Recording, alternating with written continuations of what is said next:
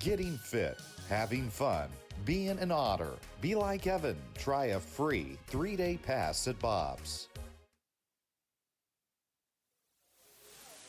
Good evening and welcome to the south side of Chicago, Crestwood, Illinois, as the Evansville Otters prepare to do battle with the Windy City Thunderbolts, hoping to even this 3-game weekday series here just outside Chi-Town. The Evansville Otters, they look to maintain their 3-game lead as the first-place club in the Frontier League's West Division, getting ready for this 7:05 first pitch here in Crestwood, Illinois. My name is Ryan Brown. Thank you so much for joining me on the Otters Digital Network in the press booth here at Ozinga Field on YouTube Live as we're about set for baseball. More of the Frontier League's 2021 regular season. The Otters, they continue a 6-game road trip spanning Lakes Erie and Michigan after dropping the series opener by a 3-2 final last night. The Otters and the T-Bolts, they're meeting for the 3rd time this season as the Otters make their 2nd trip to Crestwood. The two clubs, they last met in Chi-Town July 20th through the 22nd. The Otters, they're looking to repeat what they were able to do a couple of weeks ago as they took 2 of 3 from the Thunderbolts back then. Overall, the season series, it stands at 5-2 in Evansville's favor. You're listening to the Otters pregame show on the Otters Digital Network on YouTube Live. We'll go ahead and preview tonight's action with a 7:05 first pitch, as well as taking a look at lineups and a recap of last night's action. The Otters, they continue to carry the best record in the entire Frontier League, a half game up in the vanity standings over the Sussex County Miners. More importantly, though, for them, with only 4 teams going to the Frontier League's playoffs this season, 1 from each division. They are 3 games up on the Florence Yawls in the Frontier League's West Division, and they hope to stay right there or extend their lead, perhaps, with a win tonight. They will look to their southpaw, Braden Scott, who was last week's Pitcher of the Week award winner in the Frontier League, as he'll be towing the rubber for the Otters in Game 2 of this series. Scott, he enters with a 4-2 record, looking for his 5th professional win, sporting a 2.85 earned run average. In his last outing, Scott went 7 innings against the Southern Illinois Miners last Friday, limiting his opponents to just 2 hits and 2 earned runs during his start. Otters looking for a little bit more offense than they got last night. Just the 2 runs in the first inning. Otherwise, they were shut down by Brian Ketchie and the rest of the Windy City Thunderbolts pitching staff.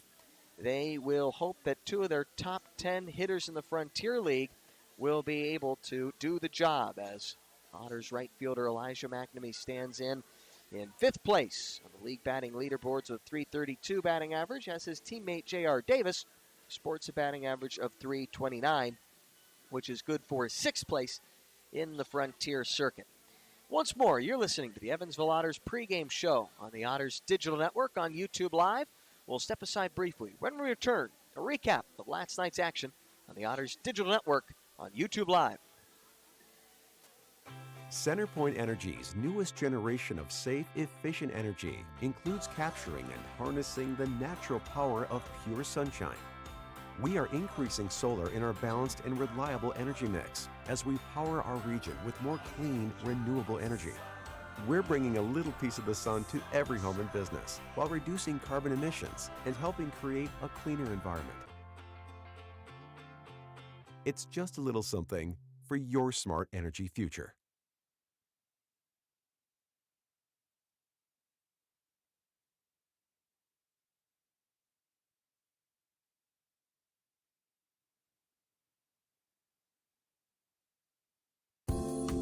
We love our children and want them to be healthy. After all, a healthy child can make for a happy child.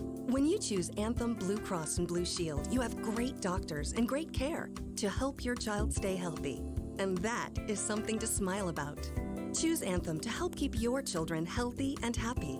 Enroll today. Call 1-800-403-0864. To learn more, visit www.anthem.com/inmedicaid.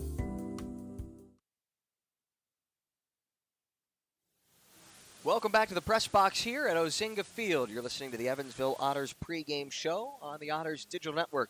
Live from Crestwood, Illinois, Ryan Brown with you as the Otters, they look to get back to their winning ways after they fell short of extending their winning streak to 8 games last night, with the Windy City Thunderbolts edging them out in a 3-2 win over the Otters in the series opener on the south side of Chicago.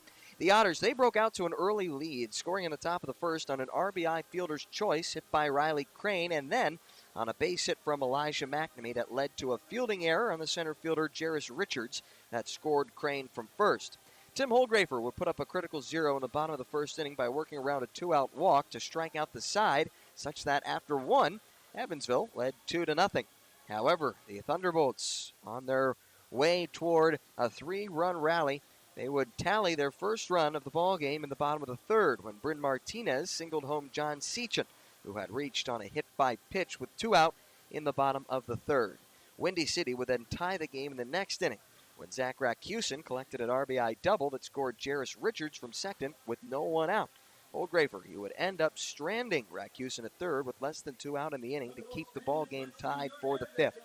The Thunderbolts, they would scratch across another run for the third consecutive inning in the bottom of the fifth when Peyton Robinson scored from second on a bunt single by Bryn Martinez. That was thrown wide of the first base bag on an errant throw by Tim Holdgrafer. Holdgrafer quickly rolled a double play ball to clean up the inning and limit the damage to 1.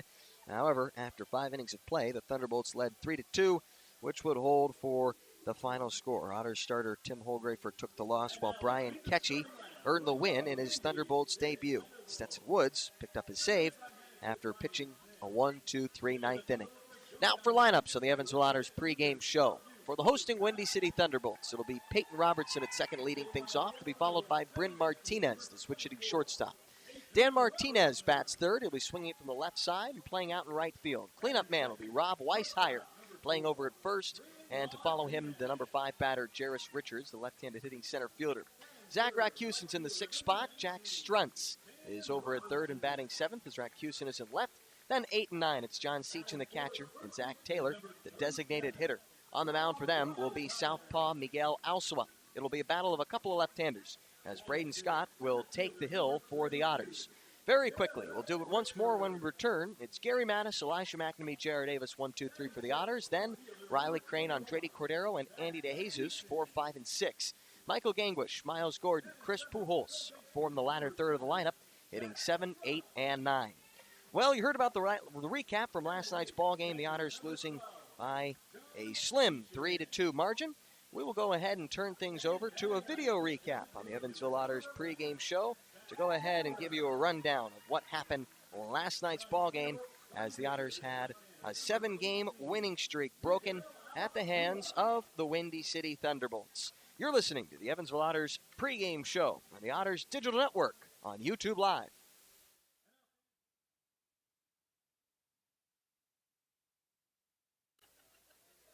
Now 1-2 from Catchy. Breaking ball just rolled over to the second baseman Robertson. Might be too slow for 2. Crane runs well. Indeed, they will not be able to throw out Crane at the bag. It's a run-scoring 4-6 fielder's choice.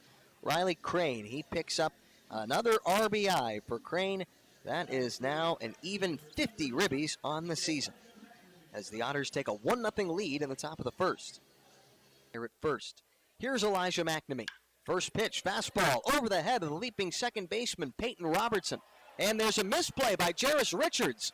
Now they will wave Riley Crane around third. McNamee's heading to third, and they're going to try to almost send him.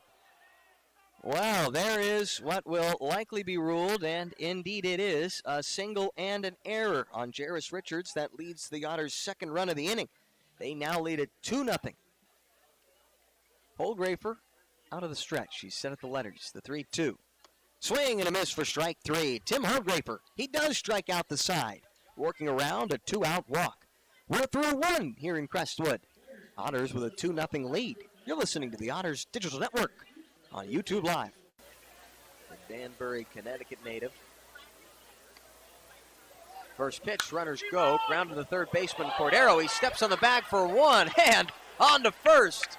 Zip, zap, kazoo. The Otters turn 2. 5-3, the DP gets Abraham Almonte out of the inning. His return to the hill for the first time since June 24th. Welcome back.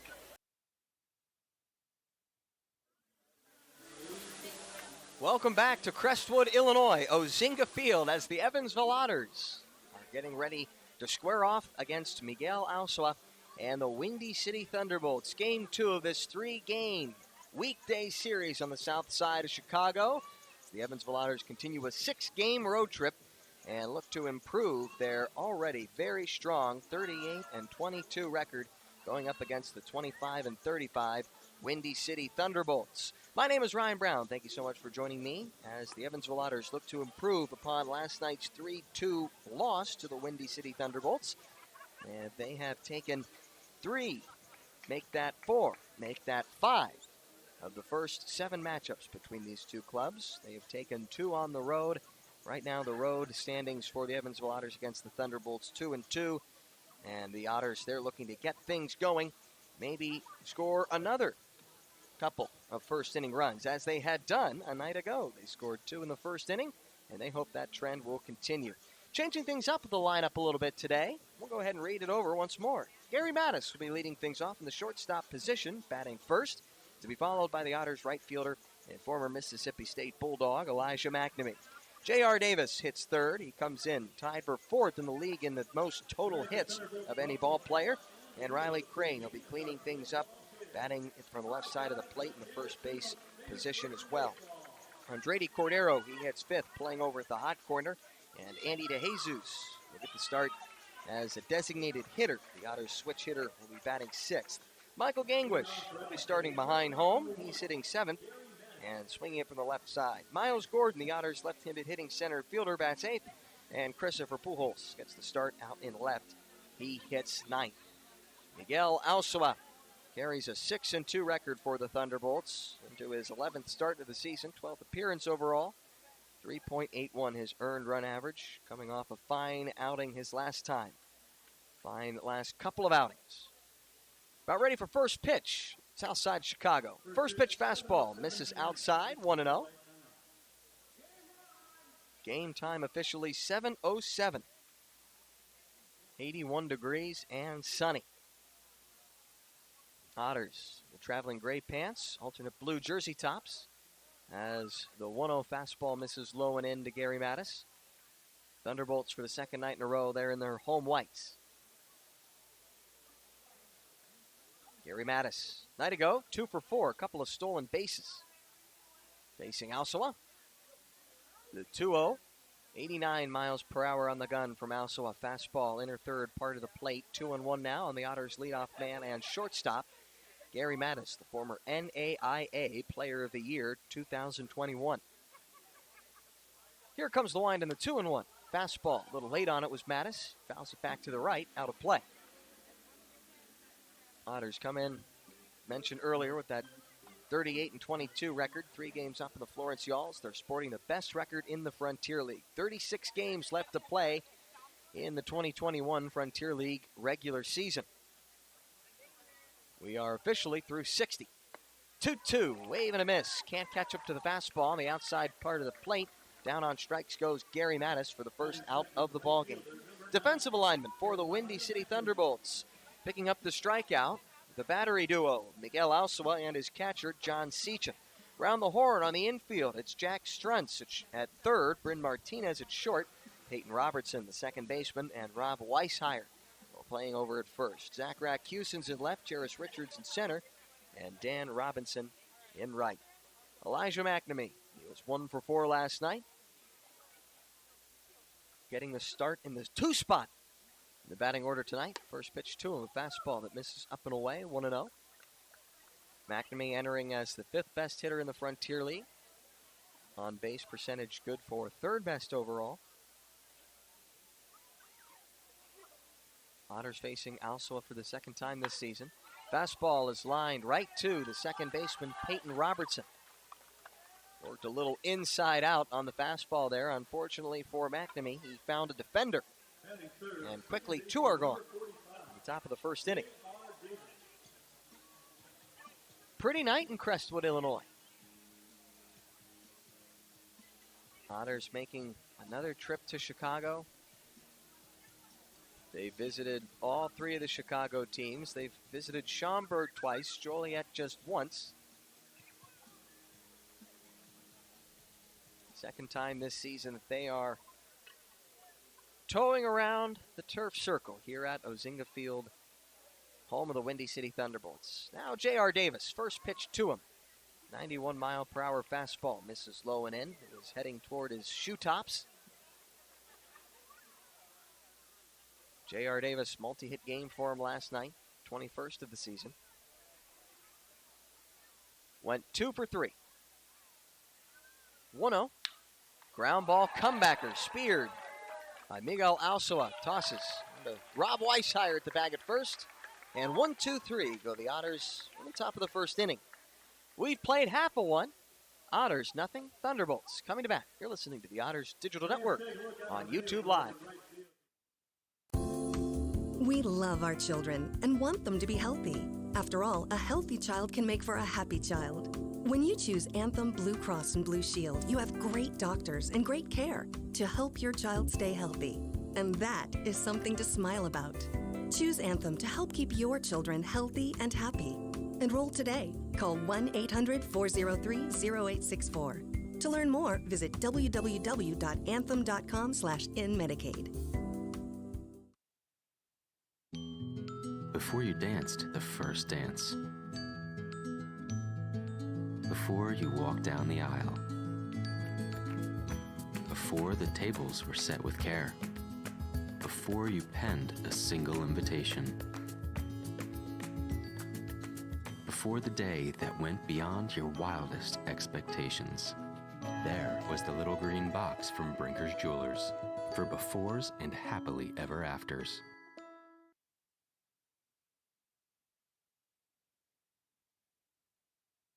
Fix up your home with Heritage. Our home improvement financing options can help you change your home now and pay for it over time.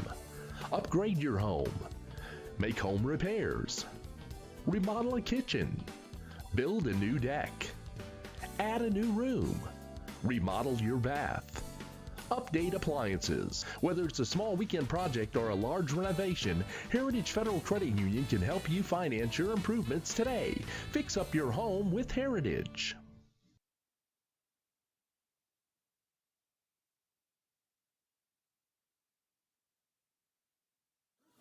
Couple of southpaws duking it out on the south side of Chicago. Braden Scott set to take the hill for the Otters in the bottom of the first. He looks to match Miguel Alsoa, who set the Otters down 1-2-3 in the top half of the inning. Braden Scott, he's looking for his 5th Pro Bowl win. Comes in with the 4-2 record, the sub-3 earned run average, 285 for him. And he had enough innings to qualify for the league leaderboards. Entering this one, he would be tied for 5th place. He's set to square off against Peyton Robertson. First pitch is a called strike on the inside part of the plate, 87 miles per hour. Peyton Robertson, Bryn Martinez, and Dan Robinson, 1-2-3 for the Windy City Thunderbolts. 0-1 breaking ball, tapped back toward the mound. Off of it is Scott, fires sidearm to Riley Crane at first. Easy enough for your first out of the ballgame, says the IU Hoosier, Braden Scott. Here is his defense. He just tossed on to Riley Crane at first. Right side of the infield for the Otters will be Crane at first and J.R. Davis at second. How about the left side? Well, Andrade Cordero's over at the hot corner, and the former NAIA Gold Glove Award winner at the shortstop position is in the 6-hole tonight. Christopher Pujols playing out in left field, Miles Gordon in center, Elijah McNamee in right, and catching balls and strikes will be Michael Gangwish. First pitch, fastball. It's a called strike on the inside part of the plate, says home plate umpire Keith Rogowski. August Farway is at first, and Kevin Furman umpiring crew chief at third. 0-1. Back to the heater from Scott. Might have missed up and in. Bryn Martinez. Switch hitting shortstop. Swings it around to bat from the right side of the plate. Got to hit lefty against Tim Holdgrafer, the Otters starter a night ago. They slow things down a bit here. The 79-mile-per-hour off-speed pitch misses just inside to Bryn Martinez, who was 2 for 4 last night with a ribby and a stolen base. Braden Scott, who was last week's Pitcher of the Week award winner. The 2-1. Go to the fastball. They get a strike call. Martinez shakes his head. Not sure why. Rock back the 2-2. Breaking ball. Well spat on by Martinez. Now the count full.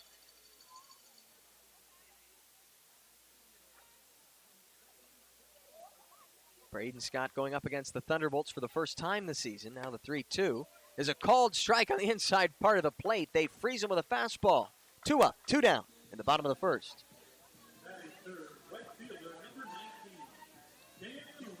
Scott, he used the 2-2 to spin a breaking ball low. They couldn't get Martinez to chase. What they hoped then was that the inside fastball would lock him up, and what do you know? It did. Locked him up, and then they threw away the key. Here comes Dan Robinson. Robinson was on base 3 times last night, 1 for 2, couple of walks. Former Dodger farmhand. First pitch breaking ball from Scott. Misses just low. Looked like a really good pitch, but just a tad below the knees. Here's the 1-0. Another breaking ball. This time it's cued out toward Cordero at third. Lazy toss over to first. Plenty of time to get Dan Robinson. 1, 2, 3 go the Windy City Thunderbolts in the bottom of the first. Nice start for Braden Scott.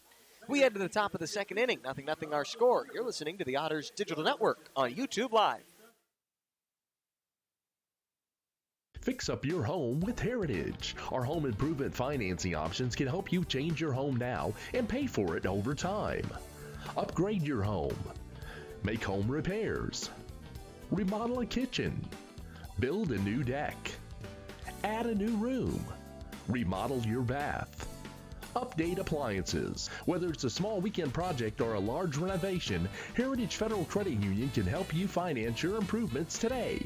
Fix up your home with Heritage.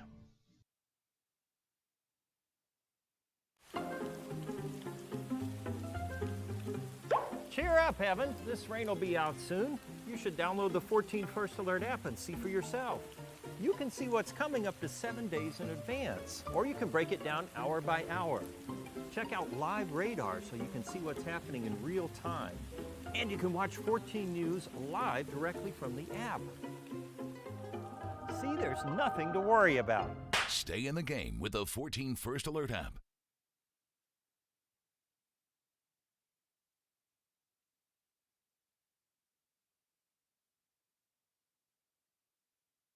If you're looking for a liquor store in Evansville, look no further than Liquor Locker. The Liquor Locker has the best selection at the best prices, including the largest craft beer and bourbon selection in the area. Our friendly and knowledgeable staff will help you find the beer, wine, and liquor you need for any occasion. And check out the fine selection of cigars at all Liquor Locker stores. Liquor Locker is now open Sundays 12 to 8 p.m. and offers citywide delivery. Visit one of our 10 conveniently located stores in the Evansville area today. There is always something for everyone at the Liquor Locker.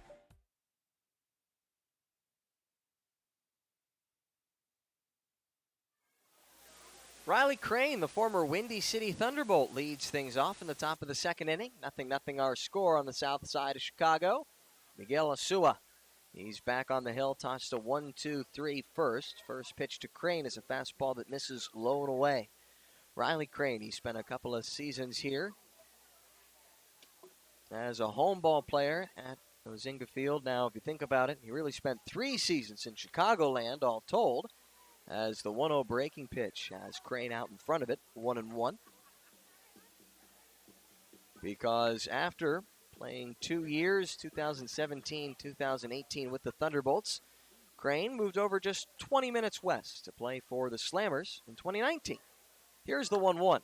Reaching out at the fastball, fouling it off to the left, up and over the upper deck. Now 1-2 on the Otters' first baseman and cleanup man, Riley Crane.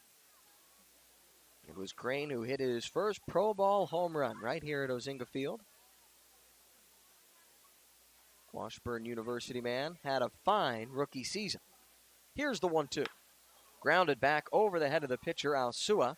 Shortstop Martinez behind the bag, ranges over, tosses on to first to complete the out. 6-3 ground ball.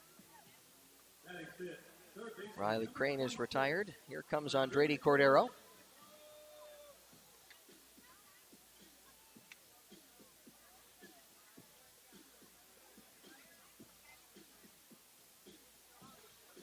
Cordero, the Santo Domingo, Dominican Republic native, going up against Miguel Alsua of Peñuelas, Puerto Rico.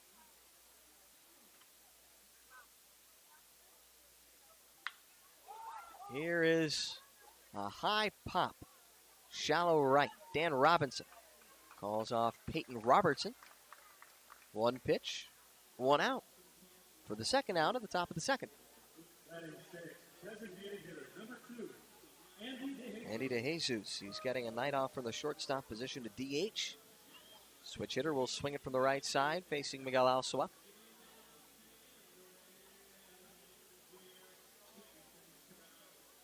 Alcoa, not a ton of strikeouts. He's got some strikeout stuff, but not overpoweringly so. 45 through 56 and 2/3 innings of work.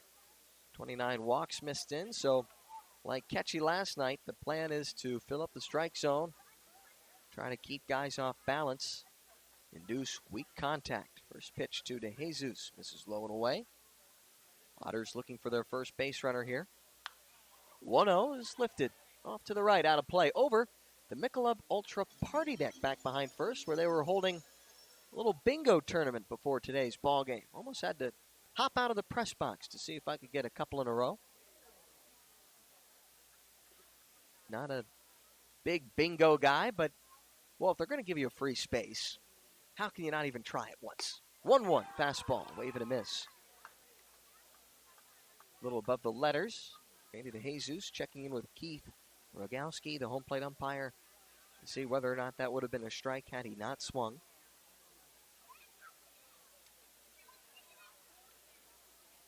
Asua looking for another 1-2-3. 2 out, the 1-2 to DeJesus. Slow roller, right side. Second baseman Robertson gathers and throws, tosses out Andy DeJesus. There is another 1-2-3 for Miguel Asua. We head to the bottom of the second inning. Otters nothing, Thunderbolts nothing. You're listening to the Otters Digital Network on YouTube Live.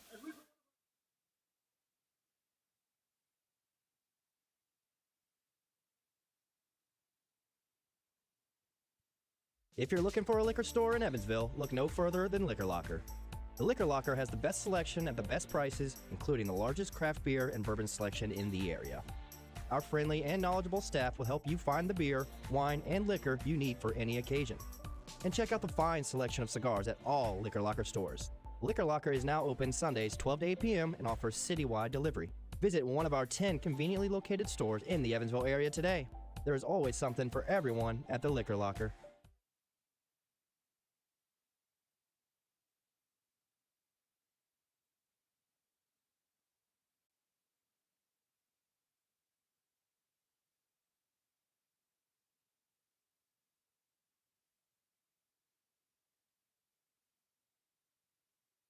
Company for the last 10 years.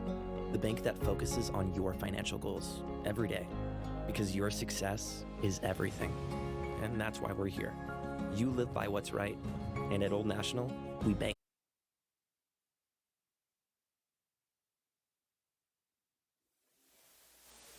Welcome back to Azinga Field here in Crestwood, Illinois. Braden Scott was able to take care of the 1-2-3 batters in the Windy City Thunderbolts lineup, 1, 2, and 3.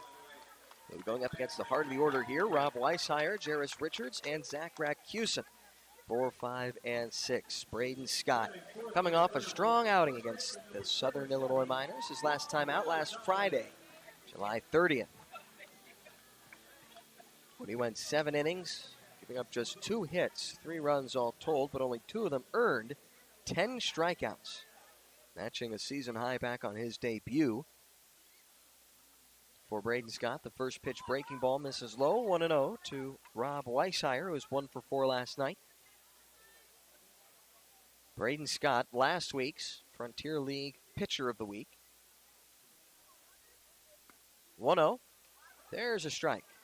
Caught on the inside part of the plate. Looked like a different look there.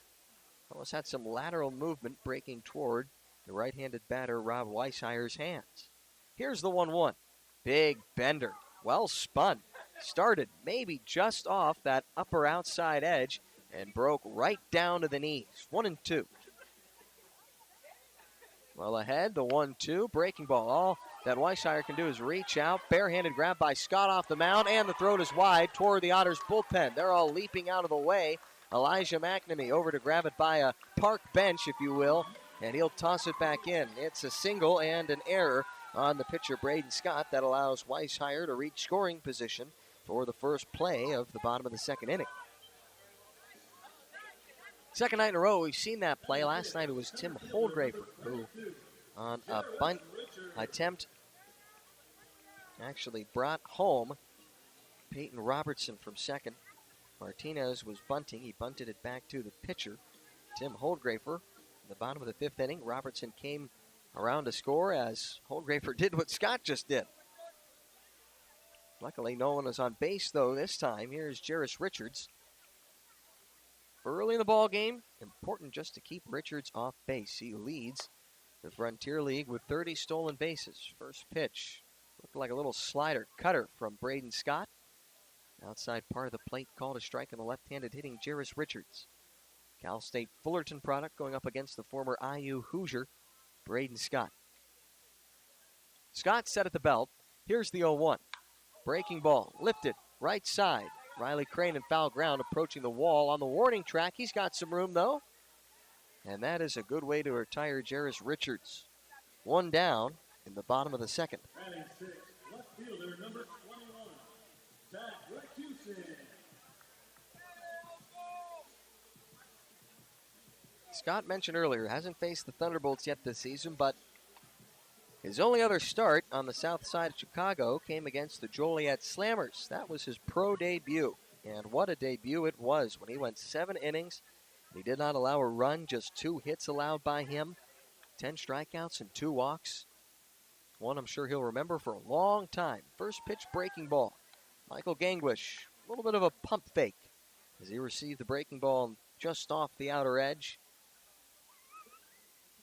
Wanted to alert home plate umpire Keith Rogowski that, well, Gangwish thought it could have been a strike. Here's the 1-0.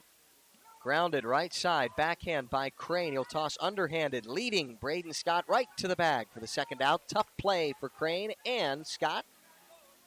Weishire advances to third, but now there are 2 away in the bottom of the second.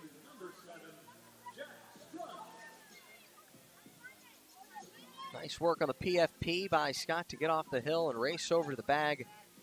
Recusing, the left fielder, he runs well. Made it a tough enough play. Crane was well off the bag. Now the first pitch to Jack Struntz. It's a called strike on the outside part of the plate. They go with the off-speed pitch. Struntz, who was 1 for 3 last night, bats with a runner at third in a tie ball game, 2 out, bottom of the second. Here is an 0-1 slider. Good block by Gangwish. 1-1.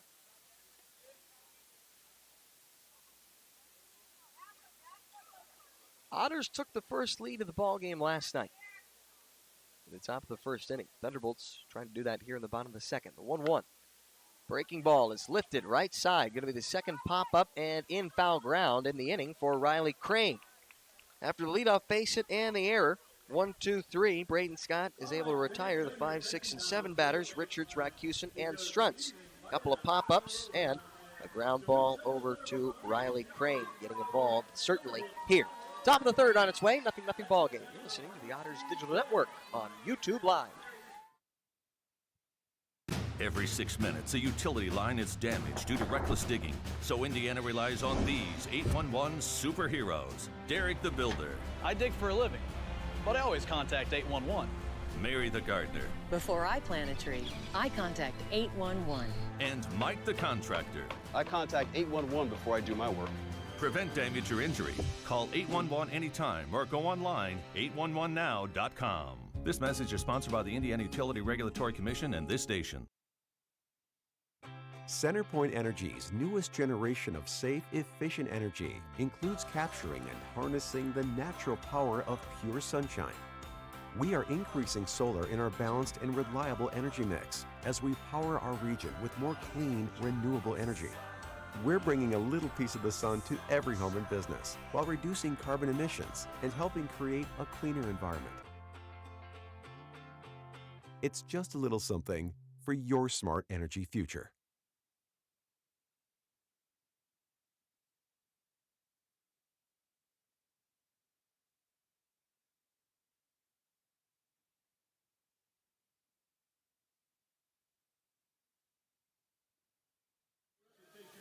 Top of the third inning, Otters, they've gone down 1, 2, 3, 4, 5, 6 in a row.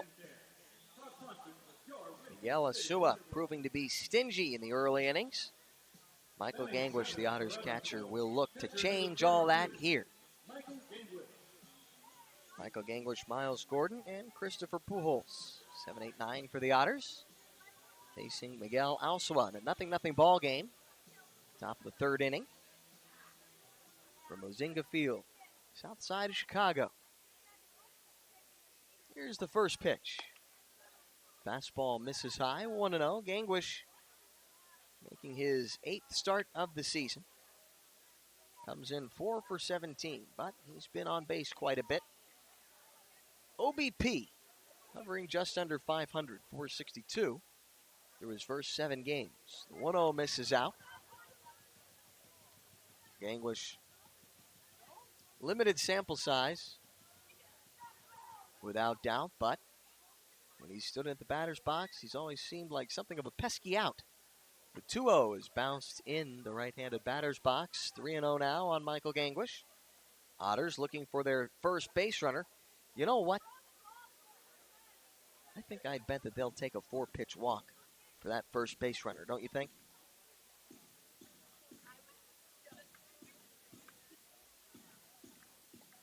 Miguel Alcua. He's been a little wild in the past. Again, 29 walks through 56 2/3 innings of play. Entering this one as the 3-0 fastball, a little bit above belt high, is there for a strike. 3-1. Now the 3-1 to Gangwish. Fastball, hard hit left side, backhanded stop by Martinez. Long throw to first, in time to get Gangwish. 1 down in the top of the third.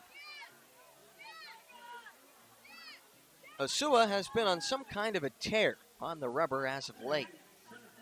Last 2 starts for him, how about back-to-back 6-inning shutout performances, in which he was able to blank the Southern Illinois Miners last July 23rd and the Joliet Slammers on July 29th. A couple of 6-inning performances, just a 1 hit allowed against the Miners back on July 23rd. 3 hits overall against the Slammers in his last outing. Miles Gordon takes a strike as the first pitch he sees. Alcua, breaking ball low. Now 1-1. Gordon, he was 0 for 1 last night. 0 for 4, I should say. Comes in hitting just under 250. 1-1 breaker. A little out in front. Pulls it to the left of first base coach Bootstay.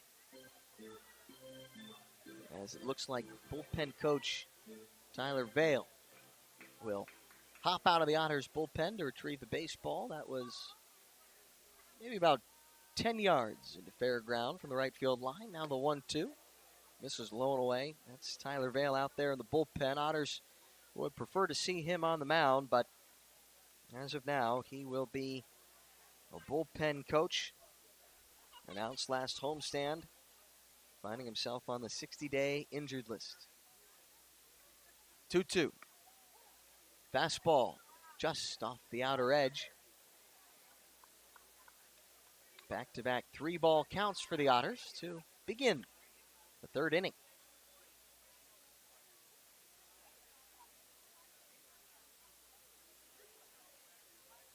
Alcua working out of the stretch. Here comes the 3-2. Just off the plate, Miles Gordon is aboard with a 1-out walk, and Alcua, he can't believe it. He jumps off the mound, spins around, looks out towards center field. When he gets the baseball back, he checks in with his middle infielders as to who will cover the potential stolen base threat of Miles Gordon.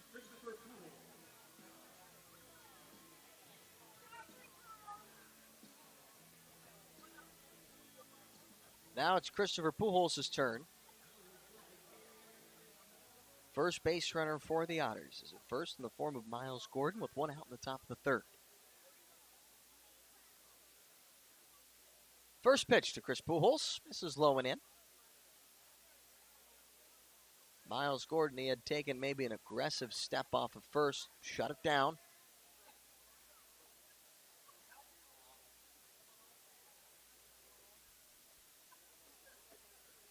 Alcua shrugs his shoulders. The 1-0. Fastball, a little late as Pujols. He foul tips it into the glove of the catcher, John Seachin. Now 1-1. Gordon off the bag at first. Leads the club with 20 stolen bases. He's been thrown out 6 times. Now the 1-1. Fastball right there for strike 2. Christopher Pujols. Don't know if he's less than thrilled about the call or less than thrilled about his decision to lay off the trigger. Big hole on the right side. Sua looking for his second punch out. 1-2. Fastball lined out toward the patio deck behind right. Well, struck by Pujols, just trying to battle. A little late on the fastball, though.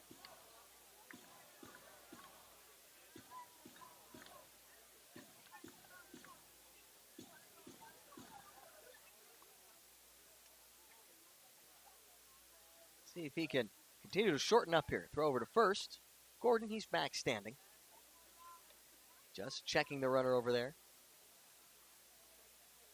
Christopher Pujols, as you know, he was taken out of baseball for about a month after he broke his nose back on July 1st against the Florence Yalls. The 1-2, wave and a miss. Can't catch up to the 89-mile-per-hour fastball. Second strikeout for Miguel Asua. 2 down in the top of the third. See what Gary Mattis can do. Both strikeouts for Asua at this point, coming on the fastball, getting deep into the count. Don't know if that's any indication of what the left-hander favors. First pitch fastball to Mattis, fouled off the hands, back to the netting, 0-1. Mattis, the unorthodox grip, if you will. When he grips the knob of the bat, certainly his left pinky, but to a degree his left ring finger. It's a little bit of a tongue twister. Kind of hang off the knob, if you will. Almost like the knob of the bat is gripped in the middle of the hand.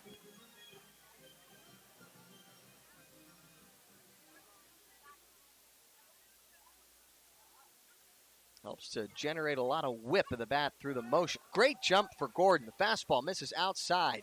Head first dive. He's in at second, standing. Gordon, he had broken for second. Let's call it a half second before Asua had started his motion toward the plate. But the T-Bolt southpaw, his attention was no longer on Gordon at first, and now in scoring position with 2 out. For Gary Mattis is Miles Gordon in the top of the third. Here's the 1-1. Fastball, a little bit of a half swing, check swing, but it's fouled off to the right over the Otters dugout behind first. Now 1-2. The Otters shortstop, Gary Mattis.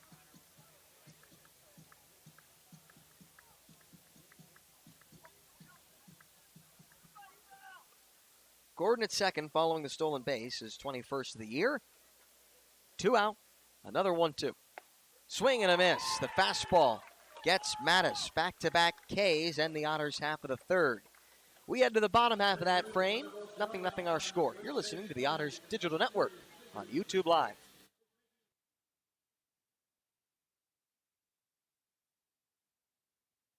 Every 6 minutes, a utility line is damaged due to reckless digging. So Indiana relies on these 811 superheroes. Derek the Builder. I dig for a living, but I always contact 811. Mary the Gardener. Before I plant a tree, I contact 811. And Mike the Contractor. I contact 811 before I do my work. Prevent damage or injury. Call 811 anytime or go online 811now.com. This message is sponsored by the Indiana Utility Regulatory Commission and this station.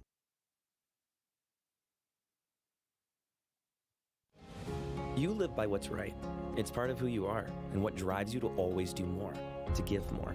At Old National, we get it. We're the bank built on integrity and community. The bank named a world's most ethical company for the last 10 years. The bank that focuses on your financial goals every day. Because your success is everything. And that's why we're here. You live by what's right. And at Old National, we bank by it. Find us at oldnational.com/locations. Member FDIC.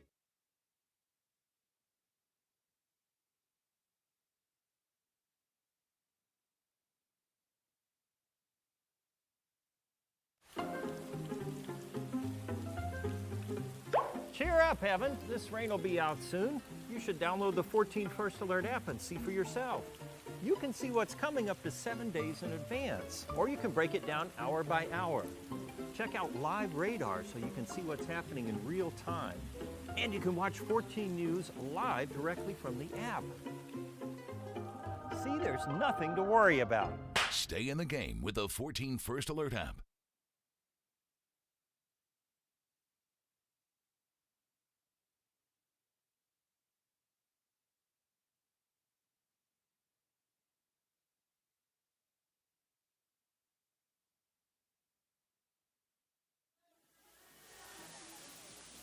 Braden Scott was able to leave Rob Weishire stranded at third after he had reached second on the first play of the bottom of the second inning.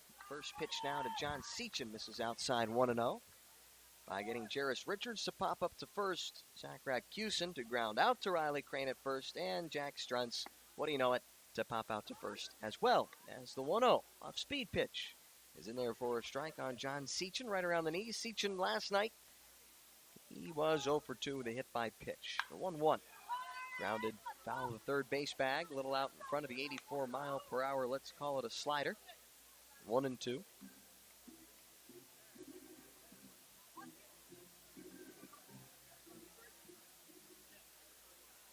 John Seachin facing Braden Scott.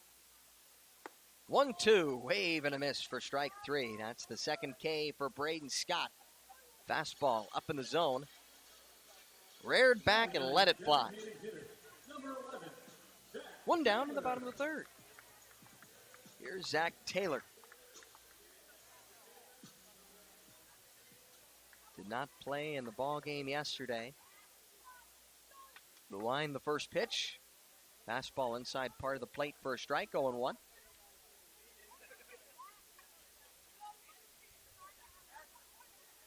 Taylor entering play with a batting average of .232. The 0-1 fastball is foul tipped into the glove of Michael Ganglish.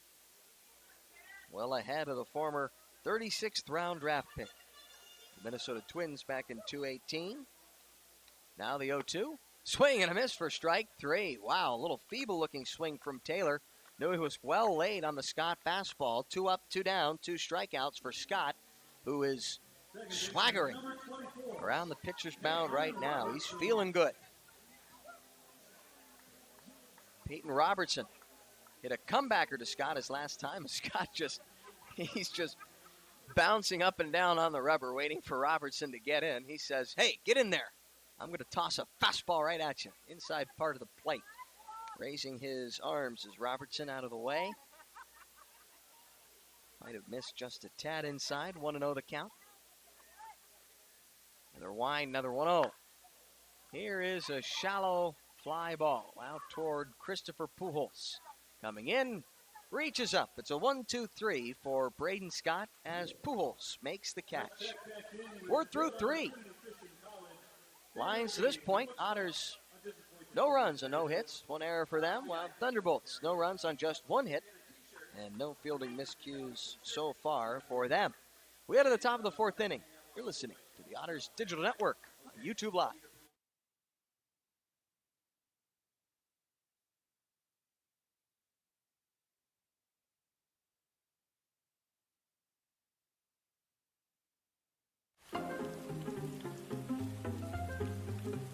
Cheer up, Evan. This rain will be out soon. You should download the 14 First Alert app and see for yourself.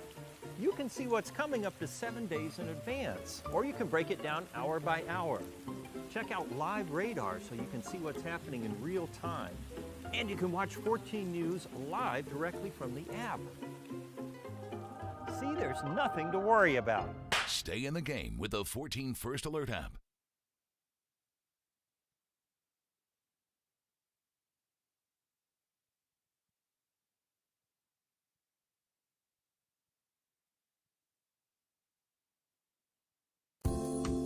We love our children and want them to be healthy. After all, a healthy child can make for a happy child. When you choose Anthem Blue Cross and Blue Shield, you have great doctors and great care to help your child stay healthy. And that is something to smile about. Choose Anthem to help keep your children healthy and happy. Enroll today. Call 1-800-403-0864. To learn more, visit www.anthem.com/inmedicaid.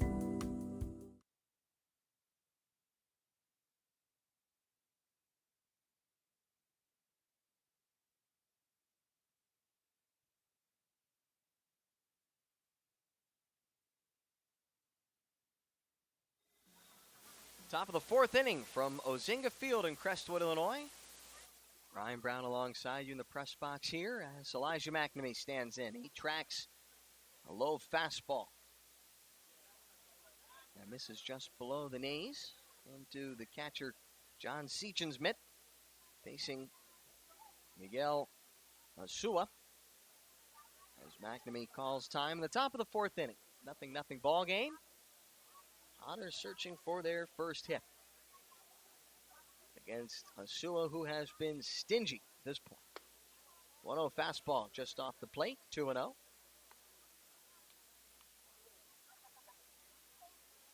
And you might wonder, well, what's the secret? He struck out 3 Otters to this point when getting them to 2 strike counts.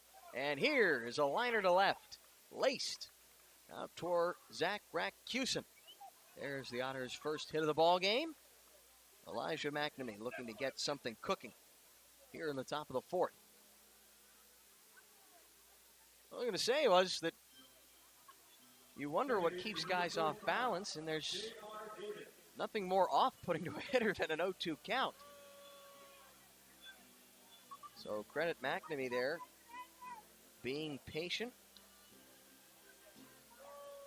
working himself into a 2-0 count, getting a good offering from Asua, taking out to left for a base hit. First pitch fastball, outer third for a strike, 0-1. J.R. Davis, he grounded out to first, his first time up.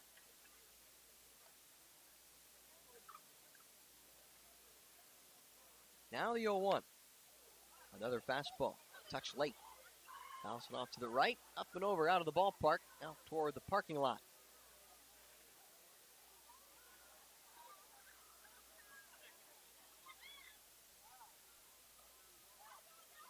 J.R. Davis had DH duties a night ago, playing out at second tonight. The 0-2. And it's roped to right. That will fall in front of Robinson. Runners at first and second, back-to-back hits in the top of the fourth inning. Can't you feel something brewing? First baseman, number 12, Riley Crane. Otters pick up their first 2 hits of the evening. At the top of the fourth inning, back-to-back, here's Riley Crane. He grounded out to short. It's the second time through the order. No surprise to you that batting averages, opponents go up against hitters overall. Second and then third times through the order. As the first pitch fastball at 90. This is outside the zone from Crane. Something of a big miss there.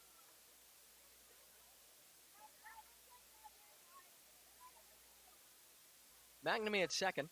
Davis at first. Here's the 1-0. And that's well outside. Went with a breaking ball. Seachin diving out toward the right-handed batter's box to block that one.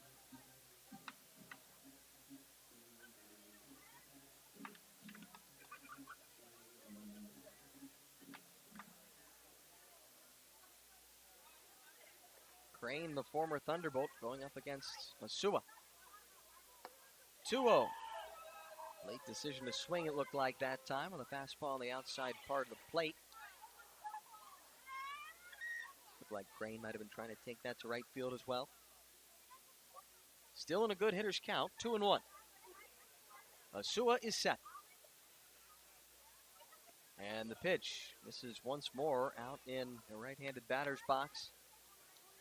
Crane well in front, 3-1.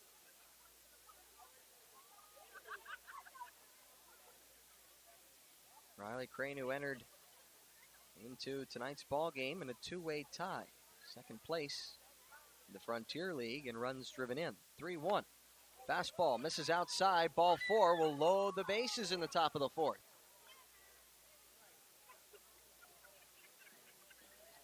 And here comes Andredi Cordero, who no doubt will be chomping at the bit. How much do you want to wager that this first swing will be a big one? Spell it with me. B-I-G. Big. Cordero was 0 for 4 last night. 4 flyouts, though. Raft full of Otters on the base paths. McNamee off of third. Davis off second, and Crane following the walk off of first. Nobody out in the top of the fourth. First pitch to Cordero. Big swing it was. Fly ball to right. Robinson back. Should be deep enough to score McNamee. Robinson, the throw will go to third. It'll be a sac fly for Andredi Cordero as the Otters take a 1-0 lead in the top of the fourth. McNamee from third scoring on the play. Second night in a row that the Otters take the first lead of the ball game. Productive AB from Cordero. Nice job by J.R. Davis to advance to third. Runners at the corners. With one down for Andy DeJesus.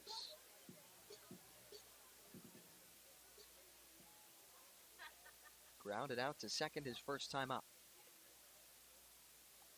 1-0 the score in the top of the fourth inning. Here's the first pitch. DeJesus feigns a bunt, pulls back. Breaking ball misses low. Got the third baseman Struntz to start crashing there. Should you happen to hit a hard ground ball over to the hot corner, you want to make it as hard a play for Jack Struntz as possible. So bring him in. Here's the 1-0. Fouls it back to the netting, 1-1. DeJesus entering play with a batting average over 300, 317.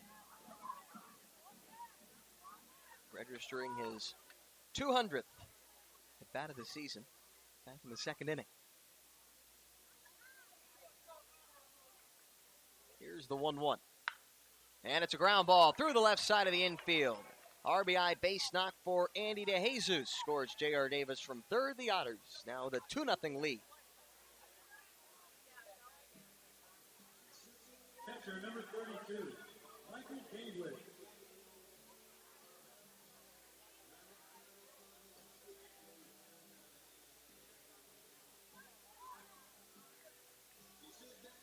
Two home in the inning now on 3 base hits.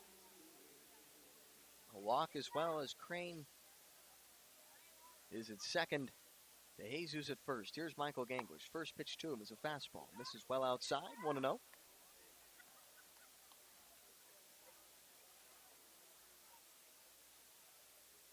Ganglish also a ground out victim his first time up. Now toward the shortstop Martinez. 1-0. Bounce in the dirt, gets away from Seach, and runners will advance 90 feet on the wild pitch. It was bounced in the right-hander's batter's box. Took a hop off of Seachin, right side of his padding, and drifted to his right behind the batter Ganglish. Top of the fourth inning, Otters up 2, and even though we're still in the middle innings, the infield will come in. Here's the 2-0. There's a strike on a curveball from Miguel Alsoa. 2-1.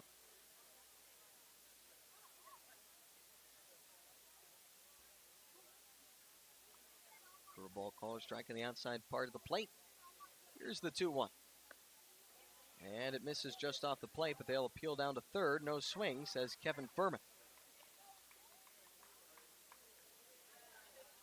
Ganglish ahead in the count, 3-1.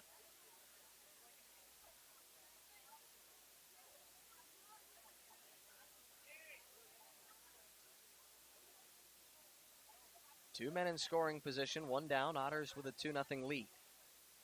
3-ball, 1-strike pitch to Ganglish. And there's a strike about belt high outside part of the plate. Now the count full on Ganglish.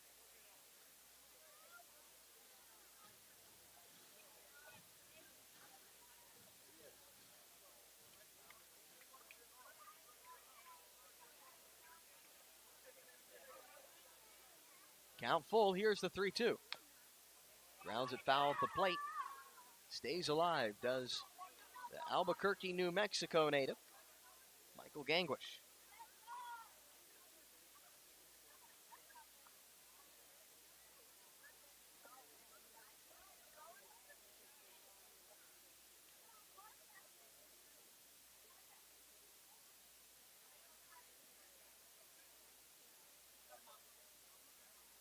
Another 3-2. Grounded, backhanded by the third baseman Struntz. He looks. Riley Crane back to the third base bag, and playing the infield in will work out for the Thunderbolts. As Struntz throws out Ganglish at first. 2 down.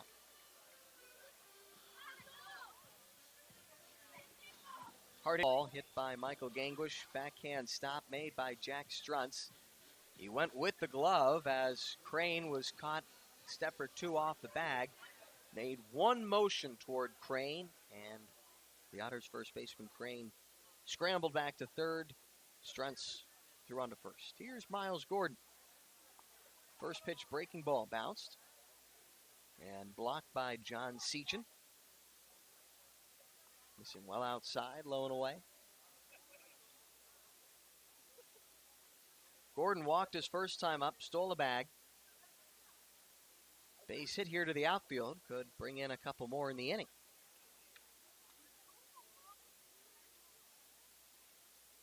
Third baseman drawn in tight, the 1-0. Fastball misses away.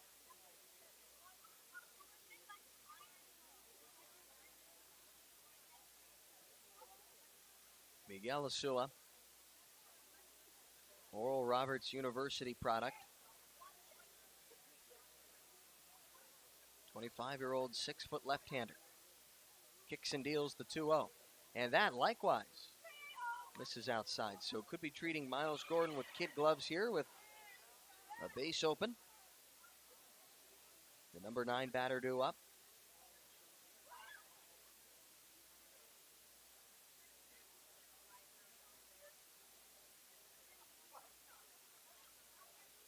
Here comes the 3-0. And that breaking ball also misses away. 4-pitch walk to Miles Gordon. Second time he's reached base at first via the free pass. And John Seachin will go out to have a word.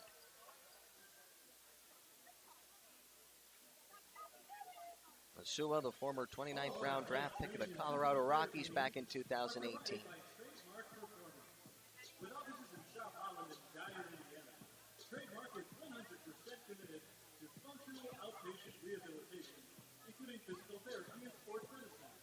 Pitching in his first season in the Frontier League and with the Thunderbolts. Has had plenty of success again. Otters tagging Asua for first runs he's given up since July 17th, when he gave up 7 on 6 hits against the Florence Yolks.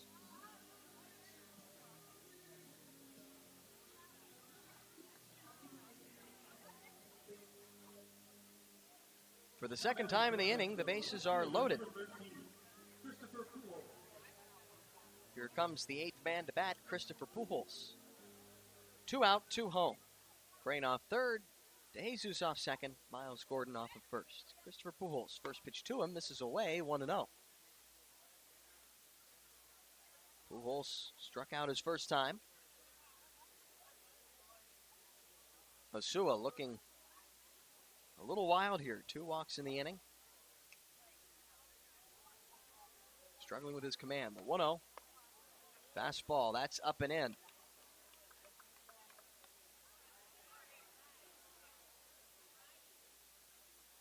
Figure this should be a very good pitch to hit right here.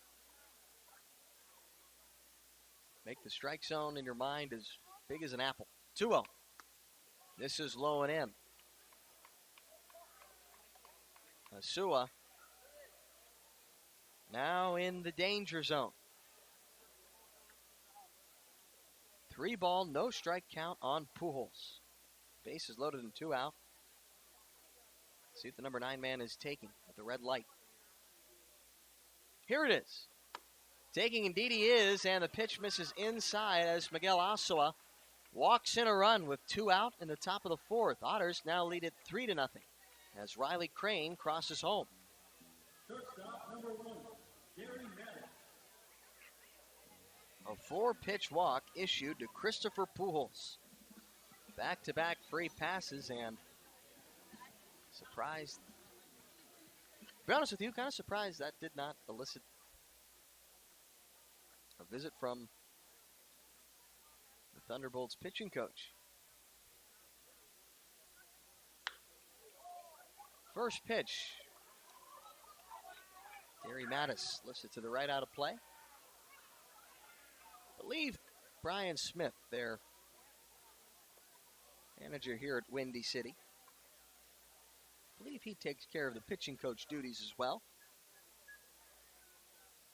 Could check me on that. Bases still loaded. The 0-1 fastball misses away. 1-1. Gary Mattis 0 for his first 2 Ks. 2 of the 3 strikeouts for Miguel Asua to this point.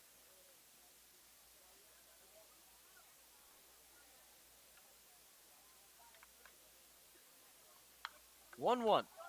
Big rip. Fouls it back over the netting.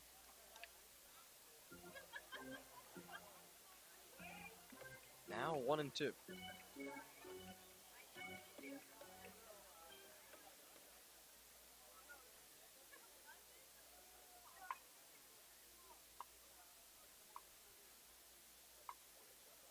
Asua will ask for his signs again. 3 home in the inning. 3-0 to score. Bases loaded. 2 out. The 1-2. Swing and a miss. For the 3rd time tonight, Asua gets Gary Mattis to get him out of the inning and strand the bases loaded. However, the Otters cross home 3 times and take a 3-0 lead as we head to the bottom of the 4th from Mozinga Field.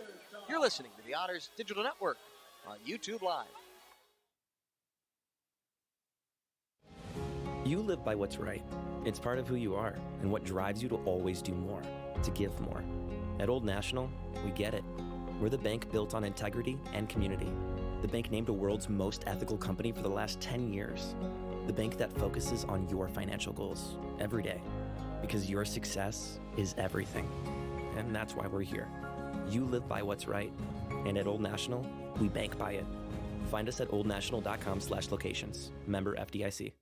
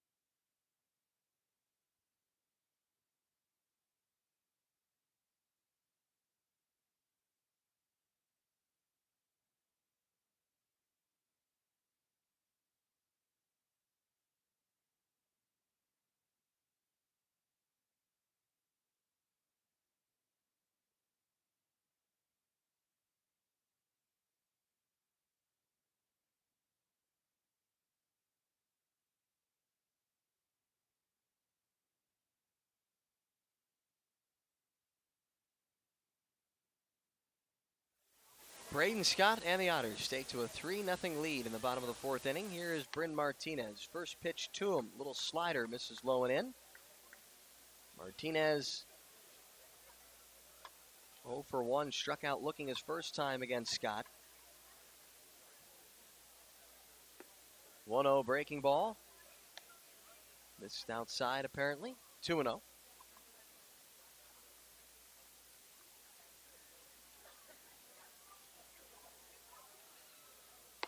Two-0 fastball well late as he swings and misses for strike one. 2-1. Martinez playing in his second year at the university. The wind, the 2-1.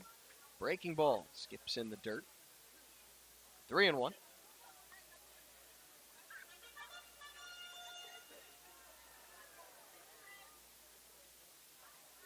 Martinez entered this one and hitting over just 208. It's a 3-1. It's a big swing and a miss. Martinez, he ended up after the swing naturally where his weight took him, looking right at his own dugout. Couldn't have been a comfortable stare down. Now 3-2 leading off the inning. Pitch misses inside and tossing his bat, clapping his hands is Bryn Martinez.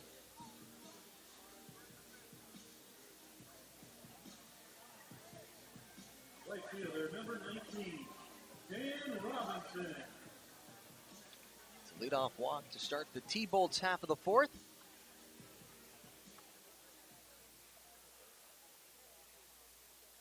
Now it's Dan Robinson. First pitch. This is with the fastball. Ganglish held on to it for a good long while.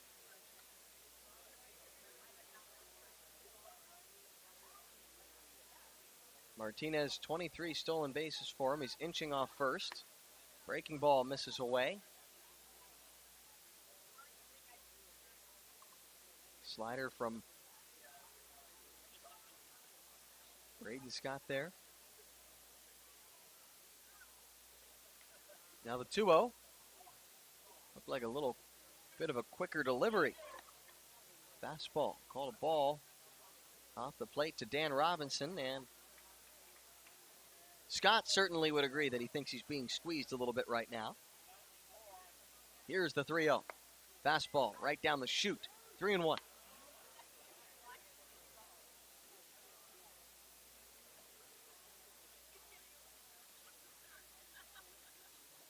Dan Robinson, the former Central Michigan University Chippewa runner, goes. The 3-1 is grounded foul at the plate.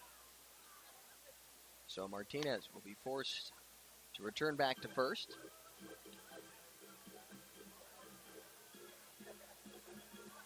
The walk, just the second base runner to reach against Scott, who was eager to get a chance to go up against this Thunderbolts lineup. And Otters pitchers aren't scheduled to work as the 3-2 is fouled off the left on the mound. The starters, their off days, they are often tasked with sitting behind home,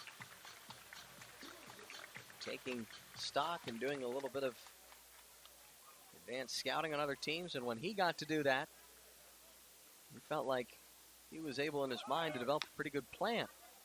The 3-2, once more with Martinez going, is fouled this time toward the Otters dugout on the off-speed pitch. Now 3-2 on Dan Robinson. Count remains.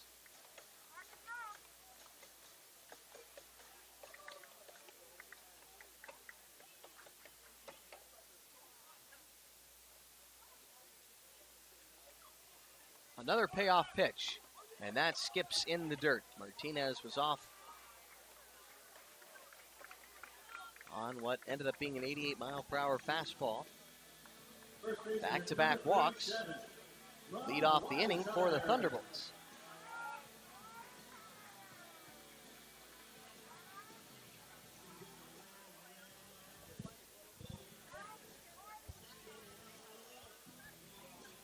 Martinez certainly seen that he was diverting some of Scott's attention. The southpaw rookie, Braden Scott, maybe say, hey, don't you worry about those base runners. As long as you can check them, I'll take care of them. Runners go, breaking ball, throw down to second, a little high, the tag applied, not in time. as third base umpire Kevin Furman. Double steal attempt is good. These Thunderbolts, they are pesky on the base paths. They now have 130 steals on the season.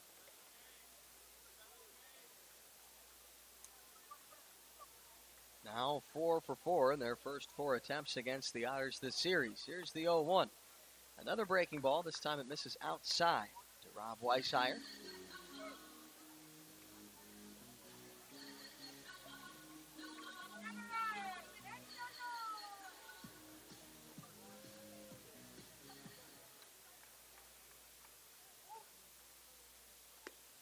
One. Looked like a little cutter that misses in. 2-1 no on Weishire. Former Terre Haute wreck.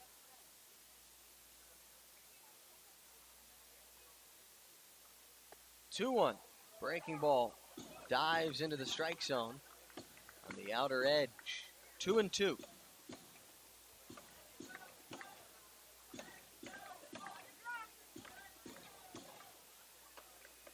Weishire, the 1 for 4 last night. He's been struggling at the plate lately. Do you challenge him? 2-2 fastball. Yeah, you do. It's a called third strike on the inside part of the plate and a big out number 1 for Braden Scott. Center fielder number 32, Jarris Richard. Fourth strikeout for the Jasonville, Indiana native.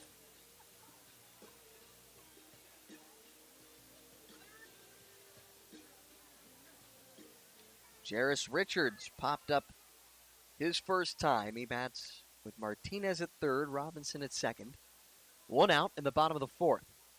First pitch, breaking ball. There's a strike, 0-1.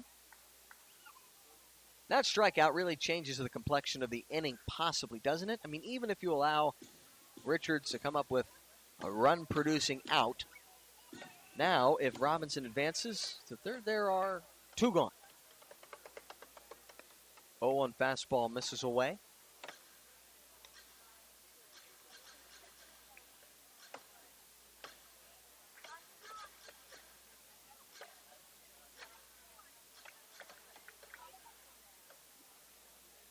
Scott peering down. He comes set around the belt. Here's the 1-1. Big swing and a miss at the curveball. Scott ahead, looking for back-to-back Ks.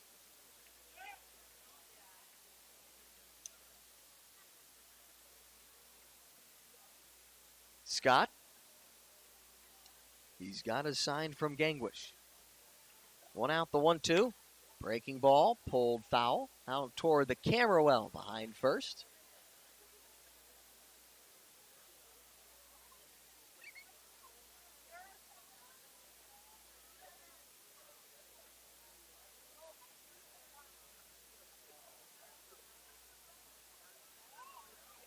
Jarris Richards.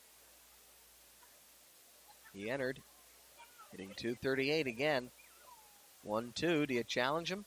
It worked against Weishire. 1-2 fastball, yeah! Back-to-back Ks for Braden Scott as Richards can't catch up to the heat on the inner edge. Now there are 2 down. Fielder number 21, Zach Recusey.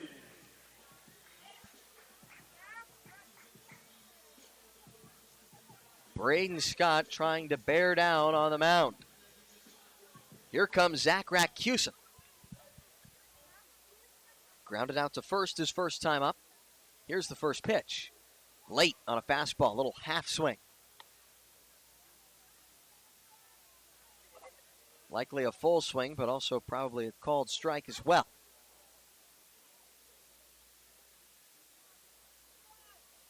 Scott jumping ahead 0-1, trying to put up a 0 after the Otters scored 3 in the top of the 4th. Big shrug, the 0-1, back to the fastball, and they're going to say that got a piece of him. And I don't know how Michael Gangwish feels about that. There will be no argument. Third baseman number 7, Jack Strub. So call it a hit by pitch.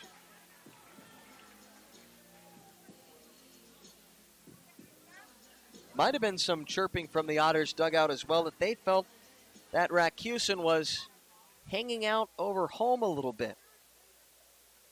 And as we now turn our attention to Jack Struntz, who stands in, his back right foot is just about on the corner, the lower inside corner.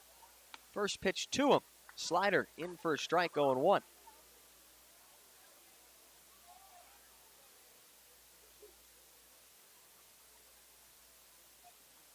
Bases are loaded. Here's the 0-1. There's a fastball that misses low and away. 1-1. Jack Struntz, the former Creighton University man.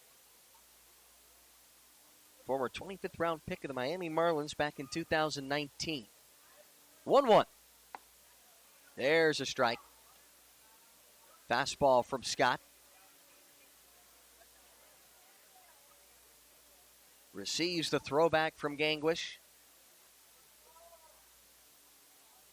He peers down.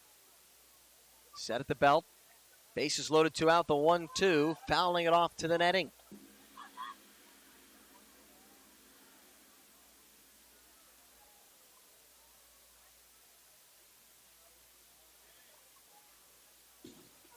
Scott, he's hoping to strand the bases loaded.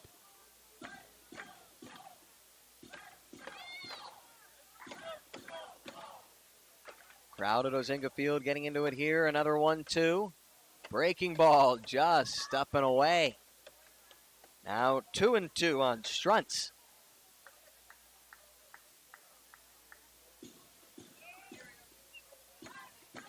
Thunderbolts third baseman Struntz, a Highlands Ranch, Colorado native. Bases loaded, 2 out, 2-2. Ground ball right side and through. That's a base hit. 1 run will score. The throw from McNamee to the plate is not in time. With 2 out, the bases loaded, the 2-2. Jack Struntz delivers with a 2-run single to right. It's now a 3-2 game in the bottom of the 4th.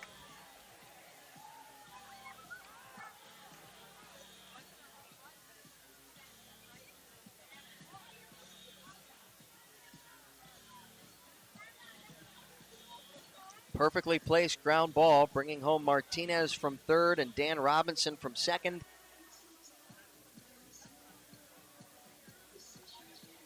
And Andy McCauley's going to have a conversation here. Who is he going to talk to? That's their base coach, Kevin Furman. Does he want to ask if someone didn't touch the bag at second on his way to third? That would be Rakusin, who went first to third.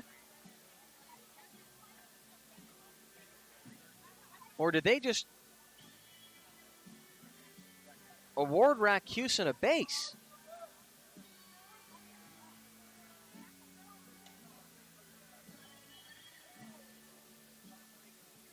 McCauley talking things over with Kevin Furman. And now Rakusin, he's chatting with Andredi Cordero at third.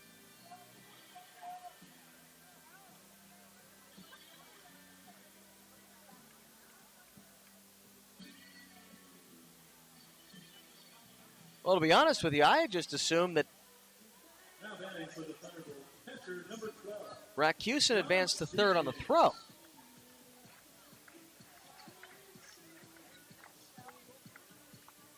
So, to that knowledge, don't know what was discussed there.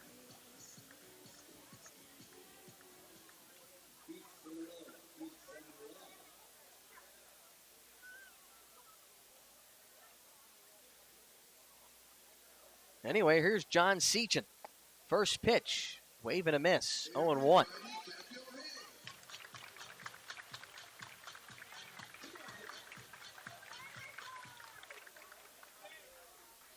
Scott, 2 walks in the inning and a hit by pitch coming back to bite him somewhat. The 0-1. There's a strike on the inside part of the plate. 89 on the gun from Scott.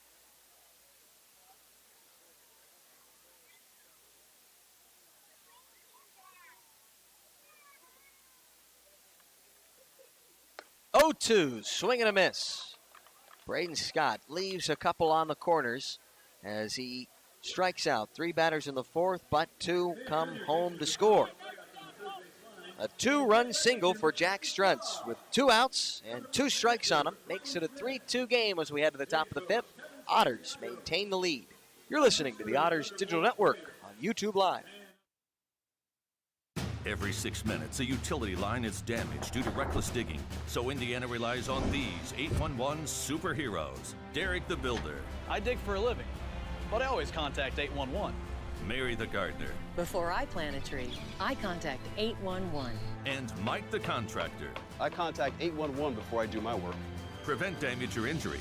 Call 811 anytime or go online 811now.com. This message is sponsored by the Indiana Utility Regulatory Commission and this station.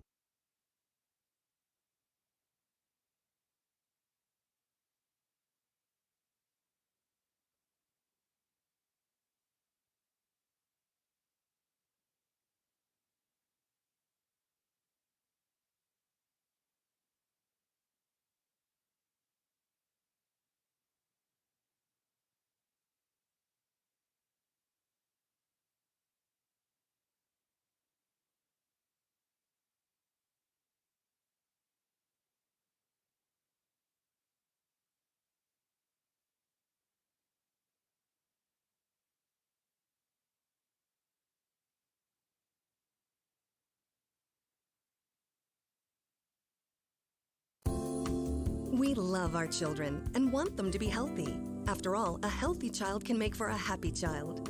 When you choose Anthem Blue Cross and Blue Shield, you have great doctors and great care to help your child stay healthy. And that is something to smile about. Choose Anthem to help keep your children healthy and happy. Enroll today. Call 1-800-403-0864. To learn more, visit www.anthem.com/inmedicaid.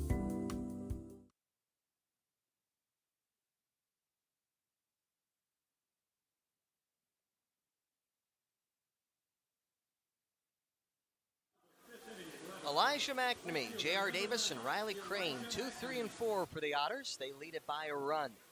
Top of the 5th inning.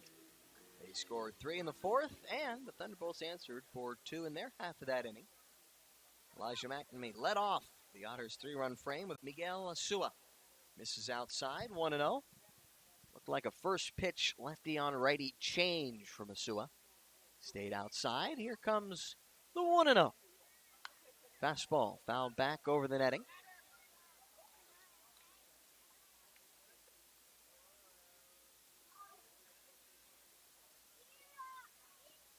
Elijah McNamee.